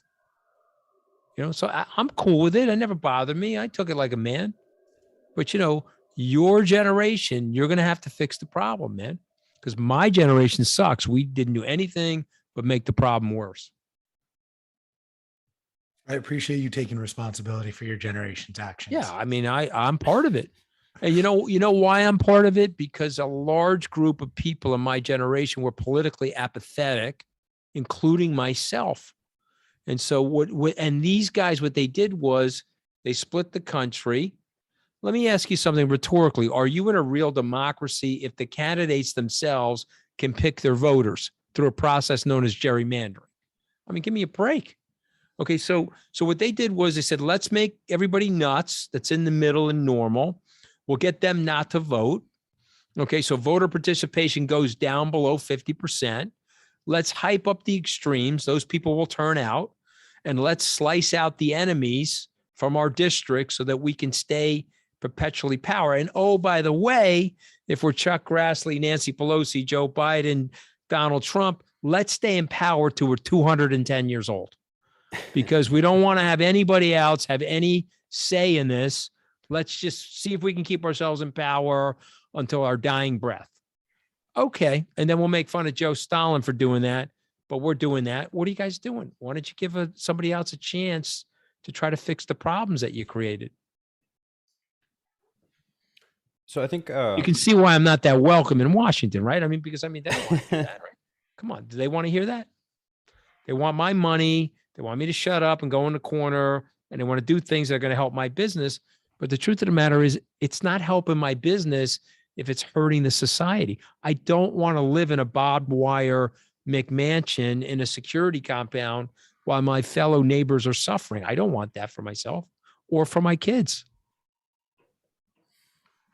No, and I think kind of the consumeristic culture we built up is basically encouraging people not to save, which is, wrecking the not only the economy, but just our culture as Americans and the world's culture from all angles. And this is one of the problems, like you said, these politicians just want to fill their own pockets real quick and, stay accumulate as much power as possible. And it benefits them, but people don't realize that it ultimately doesn't benefit them to receive something like a stimulus check, right? I mean, this is we need a little more saving and a little more, low time preference thinking and planning for the future. Yes. I one mean, of the you know, question- it does in the short term, Alex, right? So it did benefit them in the short term, but it hurt them long term. You see what I mean? Of course, if you give me the stimulus check, I got it in my pocket. I can, go out and buy Bitcoin with it or buy a meal, benefits you, but it hurt the whole society in the long term. I'm sorry, you had a now question. you got I'm sorry. now I just you got needed to make that point. Yeah, you're absolutely right. I mean, now you got $10 gas and people are like, oh, it's Russia. And it's complicated. No, but it you definitely inducted didn't help. 42%. You inducted 42% more dollar volume over 2 years. What would you think it was going to do? It was going to show up in the prices. If you want to scapegoat Exactly. it on the war as a political, device or propaganda device, go ahead. But that's not what happened. I'm curious, what, if any, distinction you draw between Bitcoin and other assets. I think this is part of what triggered Q a little bit, or just curious your thoughts on that. In terms of what? I just want to mean like until like Ethereum or other layer one assets, or what do you mean? Like cryptocurrencies or what? Yes, yeah, Yeah. So absolutely. I'm not a Bitcoin maximalist, but I am a pretty much as close to a Bitcoin maximalist as you can be without being one, meaning that I believe that Bitcoin will remain the apex predator in the space. I believe that there's technical properties with Bitcoin, however antiquated someone will accuse it of because of the proof of work and the energy consumption, because it was first and because it's scaled and it's the most recognizable brand, I think it will maintain its status. And I think as the layer two stuff that helps Bitcoin, like the Lightning Network, comes into play, and other countries in Latin America or perhaps around the world start to adopt it, like El Salvador did, I think it maintains its standard. But I do think that there are use cases for other layer ones. I think Ethereum has already created a cult around it, and there's a community around Ethereum that's building things on it. Solana is growing. Avalanche, Polkadot, these are good technologies. Obviously, one of my favorite layer ones is Algorand. Maybe you guys have heard me talk about it. It was invented by Silvio Macaulay. I think that there is an analogy that I could draw for you guys to the cloud and cloud computing. If this was 2004, somebody came to me and said, your most top secret information on your server, we're going to store on somebody else's server. We're going to call it the cloud. I would say, no, I don't want to do that because I feel like you're going to steal my information. And then if it was done successfully, I was like, oh my God, that's outsourcing all of that computer storage. It's saving me a lot of money. It's made my company more efficient. And there you go. You have Amazon Web Services. You've got Microsoft. You've got, Oracle, IBM. You've created all these centers. I think those layer ones are going to do that. Okay. I think that maybe Ethereum will be for the art world. I don't know. I'm just brainstorming right now. I think Right. Algorand, because I look at it's solving for the trilemma. I look at Algorand and say, okay, if I'm a CTO at a financial services company, I could be comfortable trading and transacting on Algorand and layering smart contracts onto that. It's never gone down like Solana or some of these others. The code is impossible to break. And it's scalable. So to me, I think Algorand will be a survivor. I might be wrong. I've been humbled by life, guys. So I'm not sitting here speaking in definitives or absolutes. But if you said to me, it's 10 years from now, are there 15 to 20 currencies that have use cases and communities around them that are building things that people want? I believe that that's the case. And if you said to me 15 years from now, Bitcoin is maybe a 10 or $15 trillion market cap, and it's digital gold, a store of value, or potential legal tender around the world using the Lightning Network or in certain countries, I see those things as plausible. And so therefore, when you step back, there's an exponential growth opportunity. And this is the reason why we started on February 1st, the Skybridge Coin Fund, which we own a ton of Bitcoin, but we also own Polkadot, Avalanche, Algorand, Solana, because we're basically making a statement that some of these coins are going to have evolving and exponential growth as a result of these use cases. Yeah, I think I like that distinction that you made. It's very clear that the market is interested in NFTs and other cryptocurrencies. It's unclear to me personally why they demand block space for those things, and I think maybe eventually it'll flesh out to they'll realize that databases would be more efficient. But personally, I mean, to be transparent, I'm a Bitcoin only kind of guy. Small fish, consolidate, do what works. It's the only asset that I see as I can't be disenfranchised from it by anyone, by any third party or government. So that's what makes me comfortable. That's where the money is. Yeah. And by the way, I accept that. Okay. And I'm very much in your camp. I mean, I'm as close to a Bitcoin maximalist as I can be. But I do think that these other protocols, they will have uses, as a result of which I think that there will be some value to them. Yeah, absolutely. I think we'll see, cryptocurrencies in general only continue to grow. I don't have any particular predictions about how that will all flesh out, other than people will continue to use them as sort of speculative investments, maybe for the technology, whatever it may be.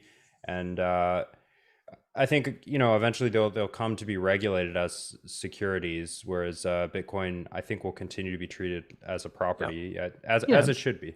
Yeah. Listen, I mean, we're having that debate right now, whether those things are currencies and tokens that can be exchangeable with each other, or securities. And I think you're ultimately going to be right. I think some of them are going to be deemed securities, if not all of them. I think it's going to be very hard to deem Bitcoin as a security at this point, particularly after the IRS opined several years back that it's intangible property. I don't see how they go from intangible property to security, but let's see.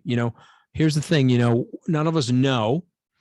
And so we're shooting in the dark. But again, my whole life has been on probability assumption and permutational outcomes. Q may be right about what he's saying in terms of the dollar losing its mantle of leadership. But what I see is something that Lee Kuan Yew once said about America.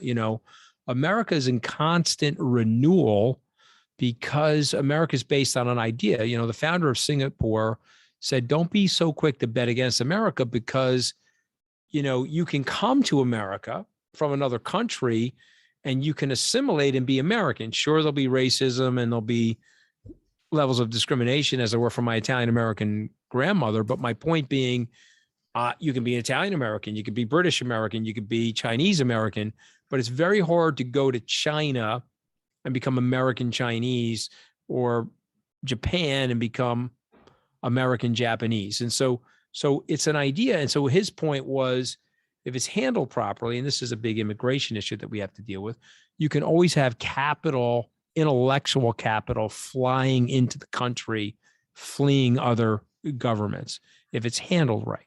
And then that causes a renewal. Okay. And it helped us during World War II, when Albert Einstein came and they helped explain how to create a nuclear bomb. It gave us a lead. It helped us, in the early 20th century, in terms of our manufacturing prowess. You can ask Henry Ford, can't ask him because he's dead, but he would tell you that all those immigrants helped him build that company.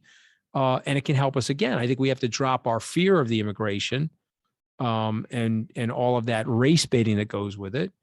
But I just think there's a huge opportunity for the United States to renew itself perpetually, if we think about it with that thought process. As the son of immigrants, as a first generation American, I wholeheartedly agree that we need to be, I think, a little bit. Holy shit, Alex, did you hear that? We should end the pocket. He just agreed with me. We should end the podcast. Let's Chris, I go. see you back there in the studio. Kill the podcast. Okay. Nice talking to you guys. I got Q to agree with me. Okay. And I'm glad it doesn't say Q Anon. Okay. Because I was dying to find out who that actually was. Don't dox me. Don't dox me. Okay. Oh my God. All right. Okay. You actually agreed with me. So, all right. I want to. I'm feeling good about myself right now. Out of the crypto markets, and I want to move to the public markets. I trade in the markets. That's sort of how I make a majority of my money as well as you. I'm curious though your thoughts. There's this conversation around Bitcoin being sort of an inflation hedge, or it should be a bet against the dollar. However, we have watched this correlation with Bitcoin and the price of whether it's the S&P 500 or the NASDAQ, making an all-time high just 2 days after Bitcoin's all-time high, and then a nice decline. I believe the last correlation percentage I saw was about 93% correlated. I'd love your initial thoughts on that, and what event or events you think could help decouple Bitcoin from these public markets. I mean, it's a phenomenal question, and I have to just guess at it, and I have to just evaluate my thinkings on it as opposed to really knowing anything absolutely. But here's what I think is happening, and I've always said this. I say it on television. I say it in podcasts. I do not see Bitcoin as a inflation hedge or a digital store of value. I do not see that. I see Bitcoin still as an early adoption technical story, technical asset story, I mean technology. And I'll give you an example. When Amazon was 13 years old, it dropped 60% in value. And if you were smart enough to buy it when it was 13 years old, it went up 64x. But now Amazon is fully saturated in the marketplace, and look at its volatility last year. You see, when Alex is ultimately right about his predictions and Bitcoin scales to $500,000, you invite me back on the podcast. I'll say, look at this, look at the way it's trading, look at its chart. It is a store of value. It is a lower volatility digital gold or a potential inflation hedge, because you can't find anything harder in terms of hard money than Bitcoin. But it's not there yet because we only have, and again, you guys tell me, Glassnode last week, I looked at it, there were 247 million wallets. Michael Novogratz tells me, according to Galaxy's research, there's about 150 million Bitcoin holders on a population of 7.5 billion people. So to me, it is not there yet. So therefore, it is trading as a risk-based asset linked to other risk-based assets in the NASDAQ, other technology growth stories. But it will start to do that as the wallet scale. Now I'll say something that contradicts what I just said. Take a look at Bitcoin's chart since the war started. Bitcoin has been remarkably anti-fragile since the war started. There is a bid for Bitcoin. And if you look at that chart, it's basing nicely. And if you look at the triangles in that chart, it's not going to surprise me at all if Bitcoin's at $50,000 to $75,000 over the next 6 to 9 months, because people are realizing, wait a minute, this thing's here to stay. And if there is war and there is uncertainty, this is a place where I want to park some value. And I think that will start to happen. But you're not going to get the Bitcoin is an inflation hedge, Bitcoin is a digital store of value, in my opinion, until you reach 1 billion wallets. Okay. And that'll imply that it's greater depth of saturation, and therefore it's more mature, which will lead to less volatility. Same as Amazon or some of these bigger stocks like Apple. Does a Bitcoin ETF in the public market hinder or help us reaching that? Oh my God. I mean, a bit. So let me just say this to you. Okay. 2 years after the gold ETF, gold was up 30%. Okay. Just gold. And gold, I think is a way inferior asset to Bitcoin. If you get a Bitcoin ETF, you're forcing every financial services institution to offer one. So I'm a high net worth individual. You're a FA at Morgan Stanley, and I just sold my company. You're now coming to pitch me. Is Morgan Stanley going to leave out of your arsenal the Bitcoin ETF? So I say, okay, Q, that's great. You got a good asset allocation portfolio, but it's stocks and bonds. Or you mean to tell me that I'm not going to have any Bitcoin exposure if I come to Morgan Stanley? And then they'll be like, no, we're going to use it. So in other words, they're not going to Morgan Stanley will have it, Wells Fargo will have it, BlackRock will have it. Once it's legal or approved by the United States, you're going to force everybody into it, which will naturally push the price up. You guys know this, but it's worth stating for the people listening in.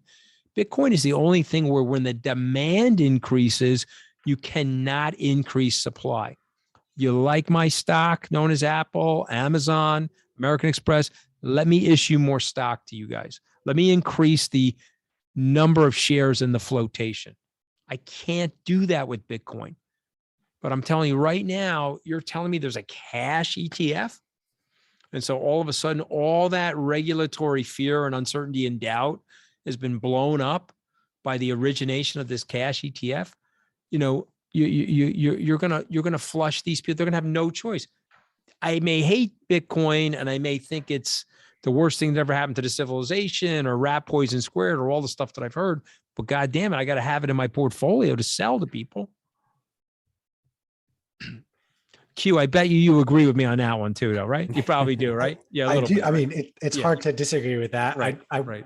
I have to just be the contrarian bastard that I am, though. Okay, go ahead. Go ahead. Because you're not holding your own coins. So we're not actually getting rid of that volatility. I don't think volatility is a bad thing. I think if you can't absorb the volatility on the downside, you're not allowed to benefit or cheer or root for the volatility on the upside. So I am a little curious on two fronts. A, who do you think is going to hold the Bitcoins for Fidelity, Morgan Stanley, Goldman Sachs, or whoever is creating these ETFs? And then secondarily, obviously this happens after the US government approves or legalizes or whatever they want to call it, Bitcoin to a degree. What does that taxation look like on this asset? A good question. I can only speculate with you. It's a very, very good question. And I think the answer is you have to tell me, is it a Bitcoin friendly administration or a Bitcoin unfriendly administration? It's a really, really good question. And I would say Elizabeth Warren is on the table, but so is Cynthia Loomis. Yeah. I mean, you could have a situation if it is Elizabeth Warren where we're in a situation, we're in a scrum where she's trying to tax the living daylights out of it and trying to choke it off.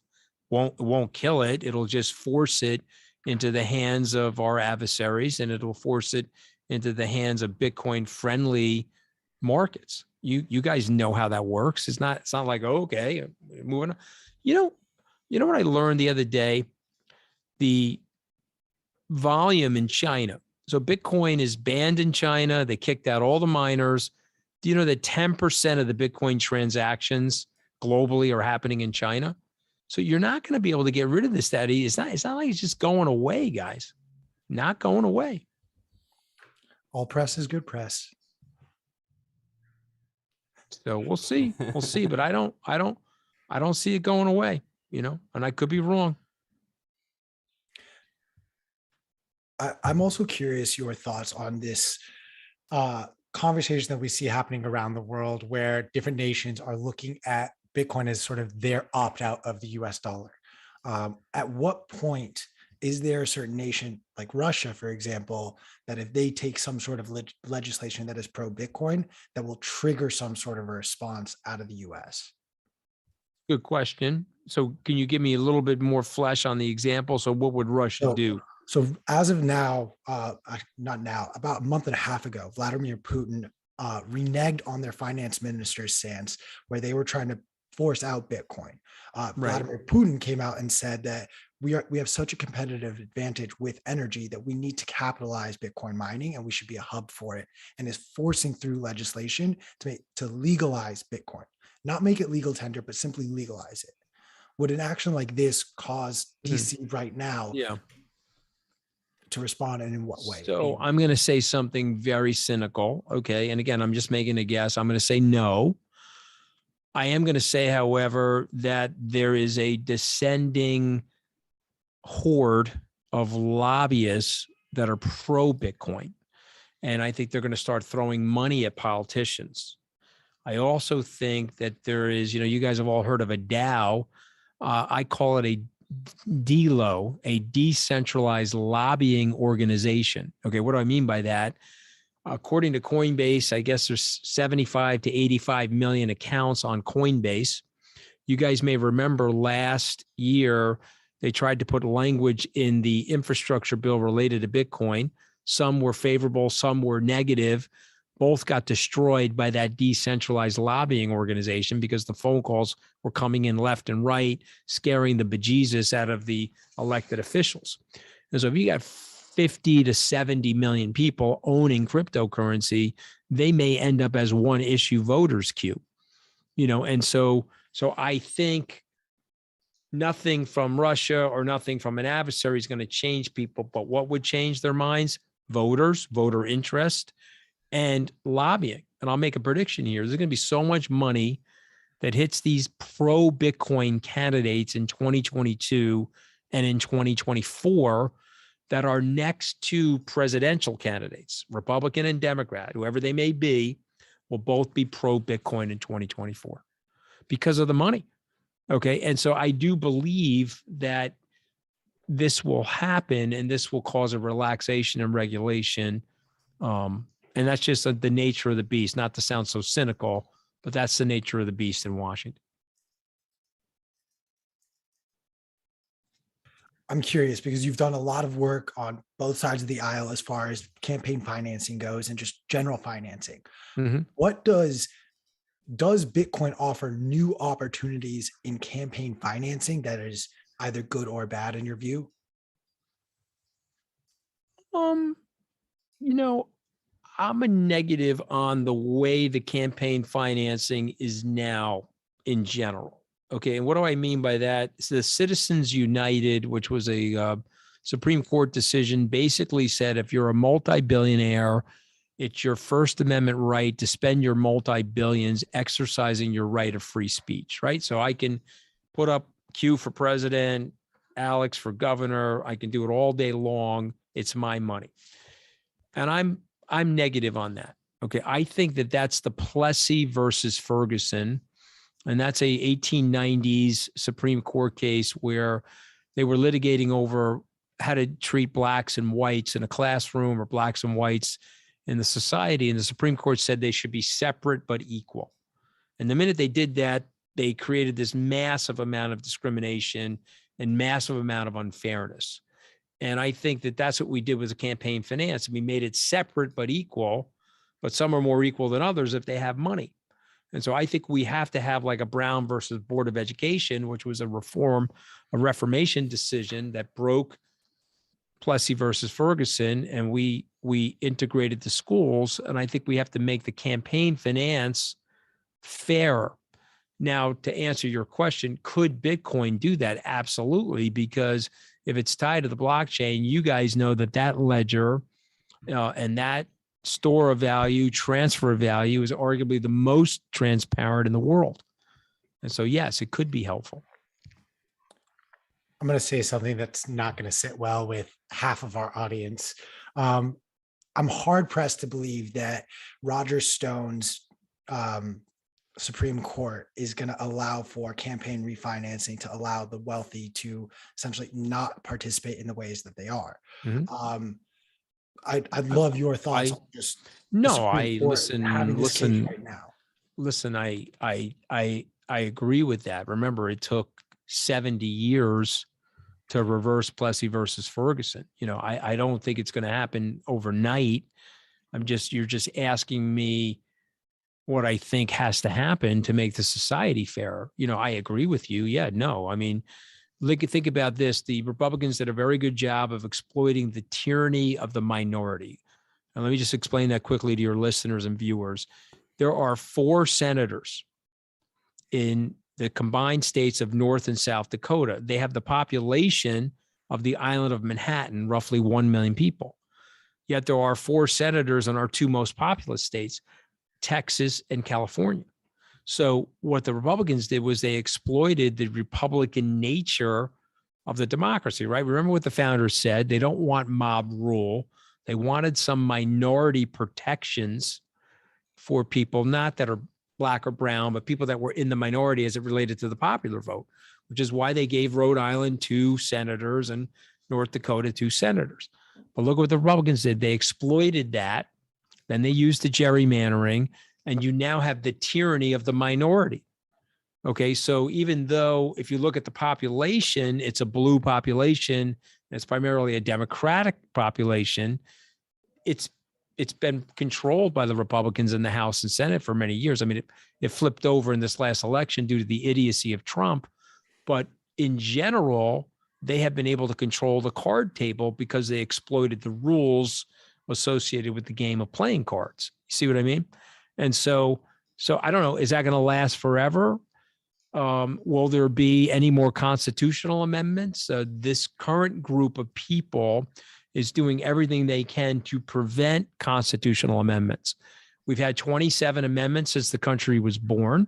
That's roughly one amendment every 8 to 9 years. We've had no significant amendment since the 1965 Voting Rights Act. So yes, we had a 27th Amendment in 93 that was procedural, but I'm talking about a real significant seismic change to the social contract.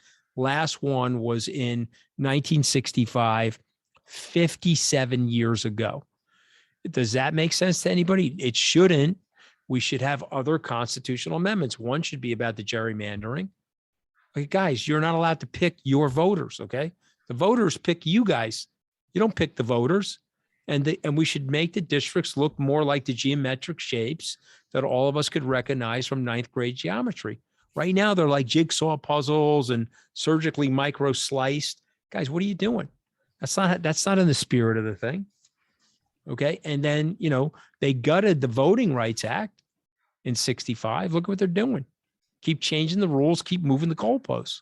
So there needs to be some restatements. Now, that's not going to happen with the octogenarians that are running the country right now because it doesn't perpetuate their power. But it could happen with your generation who says, oh my God, we really got to fix this. How would the founders think about this? How can we fix this? How can we make it more fair? Maybe you guys will come up with some ideas and maybe there'll be a constitutional amendment. I want to give you the opportunity, though, to Anthony Scaramucci. You are president of the United States with the ability to make these changes. What are First the of changes? all, I'm running for re-election in my marriage, man. I have no interest of being, and I'm Italian, so I can probably survive 1 or 2 castrations. I mean, circumcision. I just blew the joke. I can survive 1 or 2 circumcisions, but not a castration. Forget that.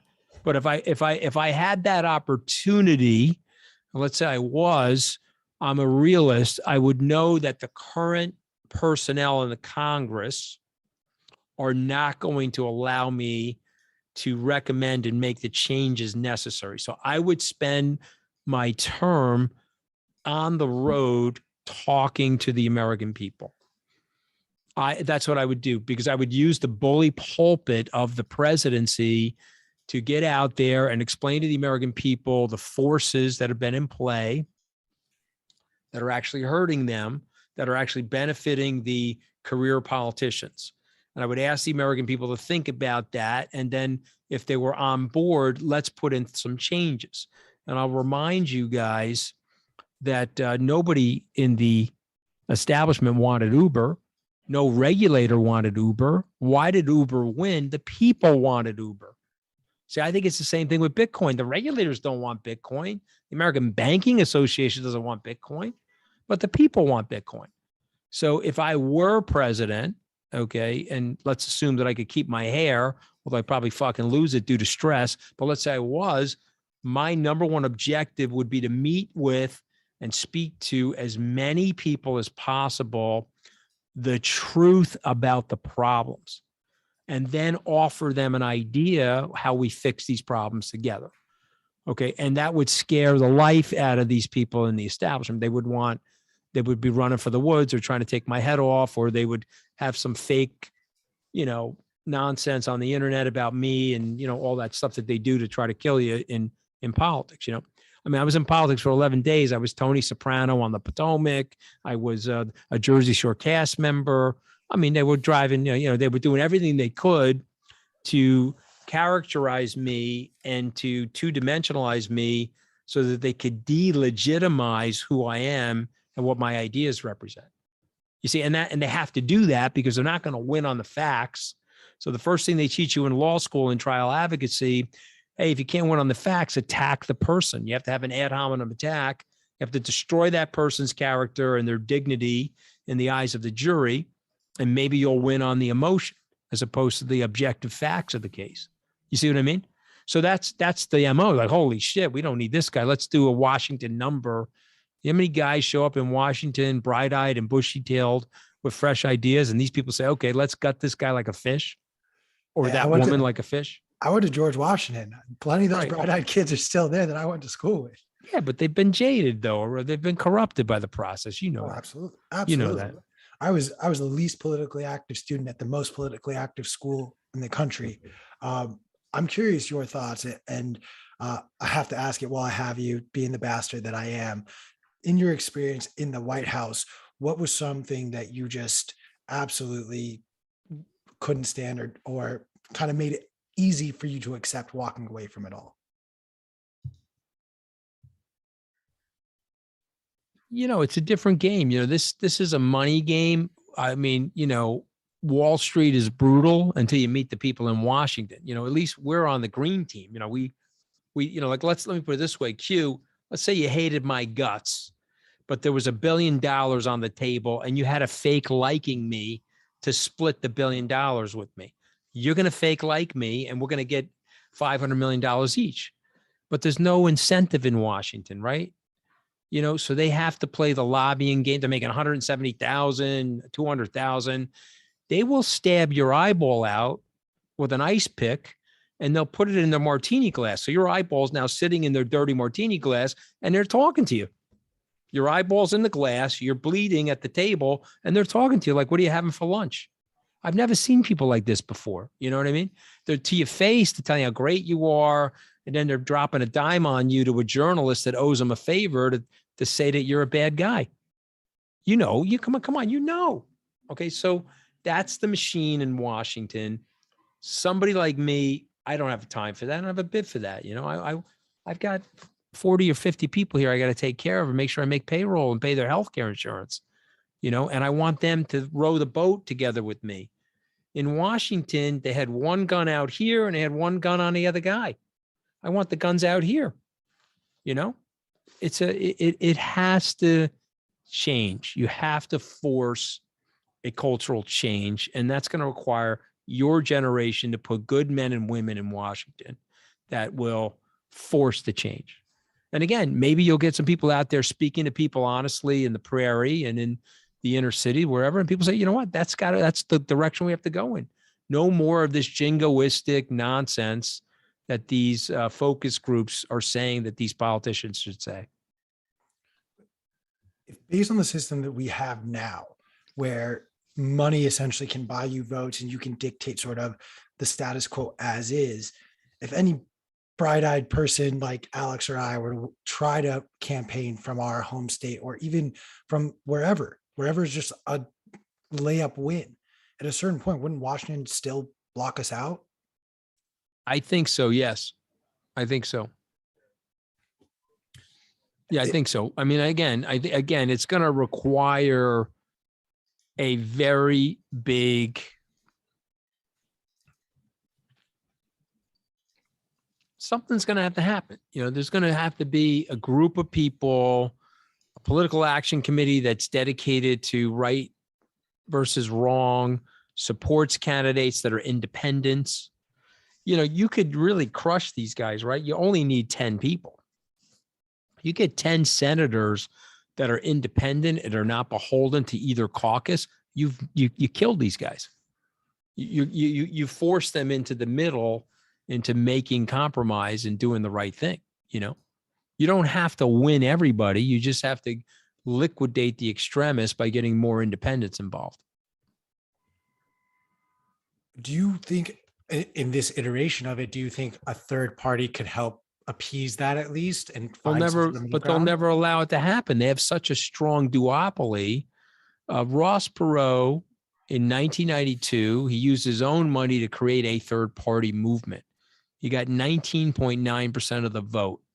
The minute they extinguished him, they passed laws and legislation to make it impossible for third parties. Let's say the four of us want to start up a third party. You need like hundreds of thousands of petitions signed and all these different legal hoops, they make it impossible for a third party through the restrictive legality, and they do it state by state. You know, you and I might be able to have a third party run as president. We may only be able to get into 15 states, and then you can't win the electoral college anyway. So yeah, you'll peel away from one of the other two parties, but you're not going to be successful. And they got scared by Ross Perot, so they clamped down on it with all of these additional legal restrictions. So I have a question. I mean,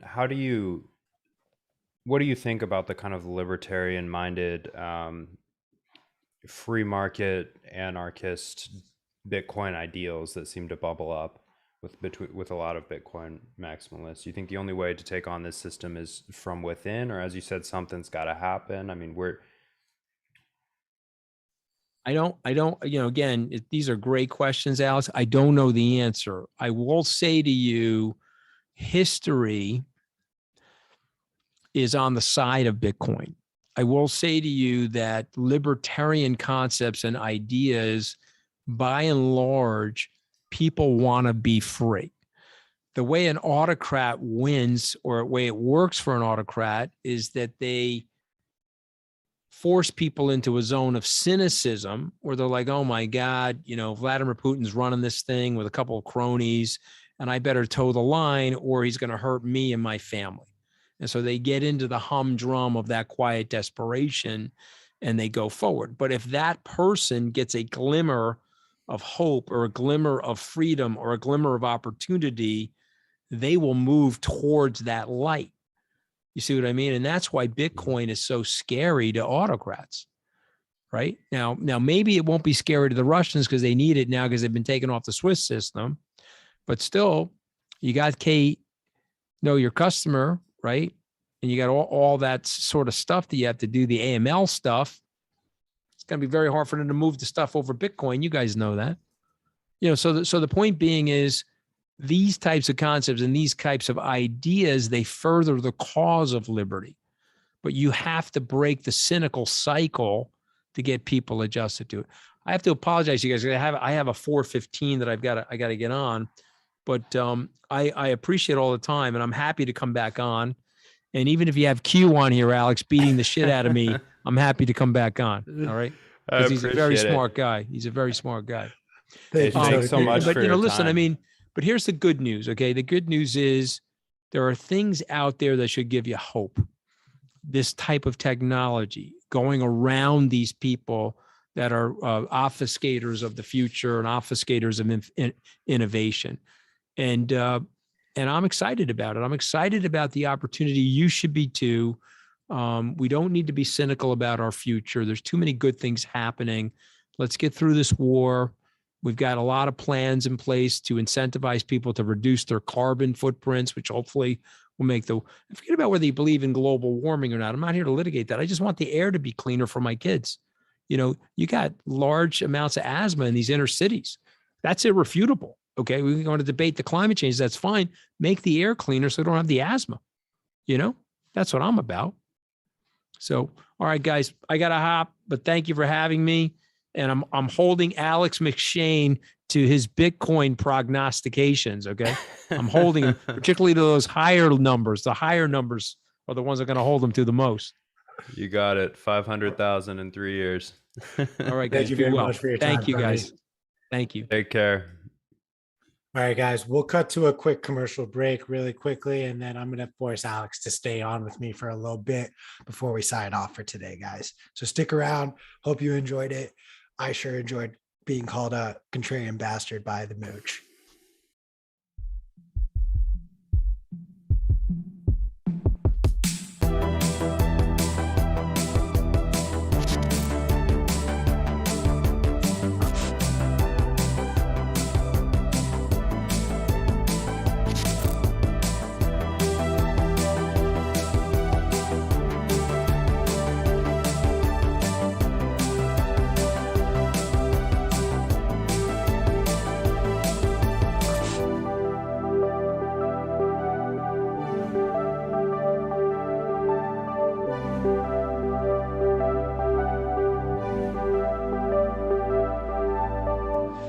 invite him.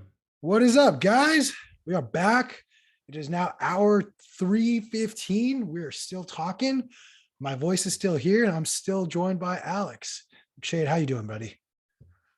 Good. I'm thrilled. I've heard Anthony Scaramucci speak a few times. I remember actually very lucid memory of training MMA in the octagon with my headphones on, shadow boxing, and listening to him talk about monetary policy over a year ago. And I thought he was very funny then, and I think he's funny now. However divisive he may be, I know we're getting absolutely roasted in the comments on Rumble, and Trump supporters are just like losing it. I don't care about any of that. If you just take him at his word, he's objectively like funny, likable, nice guy. So I'm having a great time.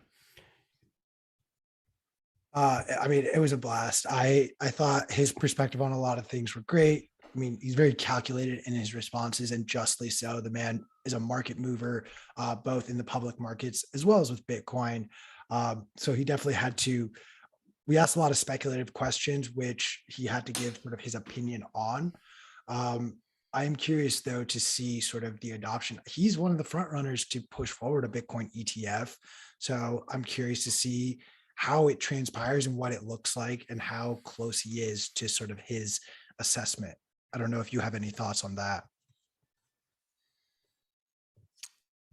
I think, I mean, it sounded fair. Like he said, I mean, that's definitely in the realm of possible futures. I don't pay a whole lot of attention to the ETFs, probably less than I should, because I don't have a reason to buy them. I mean, my 2 cents on that is if you have access to Bitcoin in its, I guess, purest form, that is like holding your own keys, if you're capable of doing that and you want to take the time to learn how to do it, you should do it. There's no reason to buy spot or, futures ETF.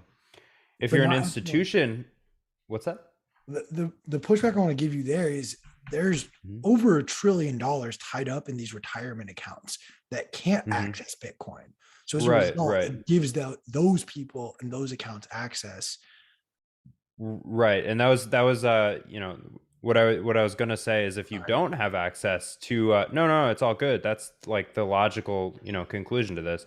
If you don't have access to Bitcoin and you can't custody it yourself, it's the next best thing. I mean, I hesitate to call that not Bitcoin, and I've changed my stance, man. I used to be really hard in the paint that like Robinhood Bitcoin is not Bitcoin. Your Bitcoin on exchanges is not Bitcoin. It's like, I don't really agree with that anymore. I mean, it's not the ideal situation, but love it or hate it. I think most people have their first experiences on exchanges and leave that shit there for quite some time. And I think we're going to see banks and institutions co-opt the custody of Bitcoin because it's not easy. And it's like custodying your own Bitcoin is kind of a moving goalpost, and you have to be ready to allocate a lot of time.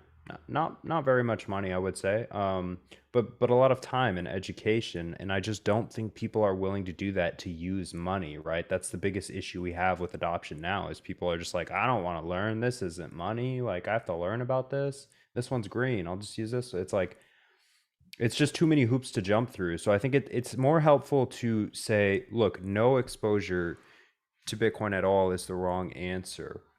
If you have to choose between no exposure and some spot or other form in your retirement account, get some exposure to that shit.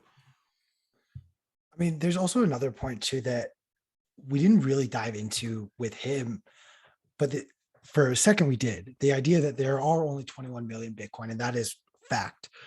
The idea though of introducing this ETF artificially creates more Bitcoin as a result, regardless of the fact that there aren't 21 million. You're essentially you're not creating layer 2, layer 3 solutions, but you're allowing far more participants in a much, much more contained space. I don't think anyone disagrees with the notion that that's just going to send the price and value up because you have demand skyrocketing. Alex is just smiling. Dude, I'm just laughing at the comments. I just think it's so funny that you now have a feud with Scaramucci, which actually gives you one more thing in common with Donald Trump. No, don't say these things. I do not need anything in common with the biggest idiot of them all. I didn't get a chance to ask him because I kind of felt like some of the other lining of questions were more appropriate. But like we said repeatedly, like Donald Trump is not pro Bitcoin, nor is Hillary Clinton. And both of them, I think we agree on being so close to the money printer, having benefited so much from the fiat system, no different than Warren Buffett and Charlie Munger, they stand to lose the most by adopting Bitcoin. Remains to be seen if their stances stay where they are or they will change their idea. I'm just getting grilled everywhere. So I'm going to remind everyone to use code YTMAG. Who knows? Maybe you'll see me and Scaramucci actually box it out in Miami. But also, you know the drill. Using code YTMAG helps Chris and I keep our jobs for after the conference. So help us stick around if you want to see me duke it out with him. And as always, use code YTMAG in the Bitcoin Magazine store. You'll get 21% off of all of our merch. And we've got some exciting new books that we published. Tomorrow, we're going to have Alex Gladstein on to talk about his latest book that he has published through Bitcoin Magazine called Check Your Financial Privilege. Really excited to dive into that one, explaining how Bitcoin has been helping people all around the world in situations that you and I may not necessarily even be thinking about. Alex, any final words? Yeah. I want a special shout out to the folks watching on Rumble. Love us or hate us. It seems like 100, maybe 99. The best comment we got on this stream so far, the only positive comment on having Anthony Scaramucci on Rumble was someone said, we need to get rid of the central bank.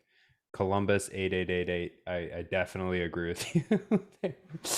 Outside of that, no, it's I'm really liking this platform. Thanks for joining us, guys. We do actually give away Bitcoin on air. If you're not familiar with Bitcoin, tune in. We're here Monday through Thursday, generally from 1 p.m. Eastern to about 3 or 4 p.m., sometimes 5 p.m. Eastern.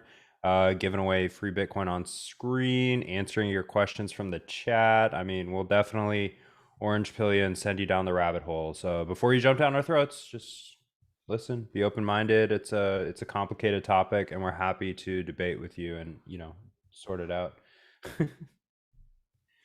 All right, And guys. yeah, I guess the last thing, if you have not, get your tickets to Bitcoin 2022. I'll reiterate that. I don't know what our gimmick is going to be, but we have to like give something away or give some Bitcoin away Q when people find us in person, because we'll be there on the ground. Look for us on the ground at the convention center. My giveaway is joints, man. You can give away sats. Joints. You can give away sats. You find me at the convention center. If I'm not on a stage or if I'm not like frantically working, please respect that we are going to be working at the conference. I will gladly have joints in my pocket, and even later in the day, we'll smoke one with you. Yeah, I might give away some sats. I might give away some edibles. Bring us some mushrooms. Yeah, we'll see you. We'll see you guys there. We'll see you at the conference. 10% off with promo code YTMAG at checkout. Not too late to get your tickets. There's a lot of secondary market tickets going around too. People get coronavirus and sick and stuff and can't come. So be on the lookout. Find a ticket somehow. Yeah, join the Discord chat if you want ticket from a resold market, but also, using code YTMAG helps us keep our jobs. That's all, folks. Thanks for tuning in. And as always, stack sats.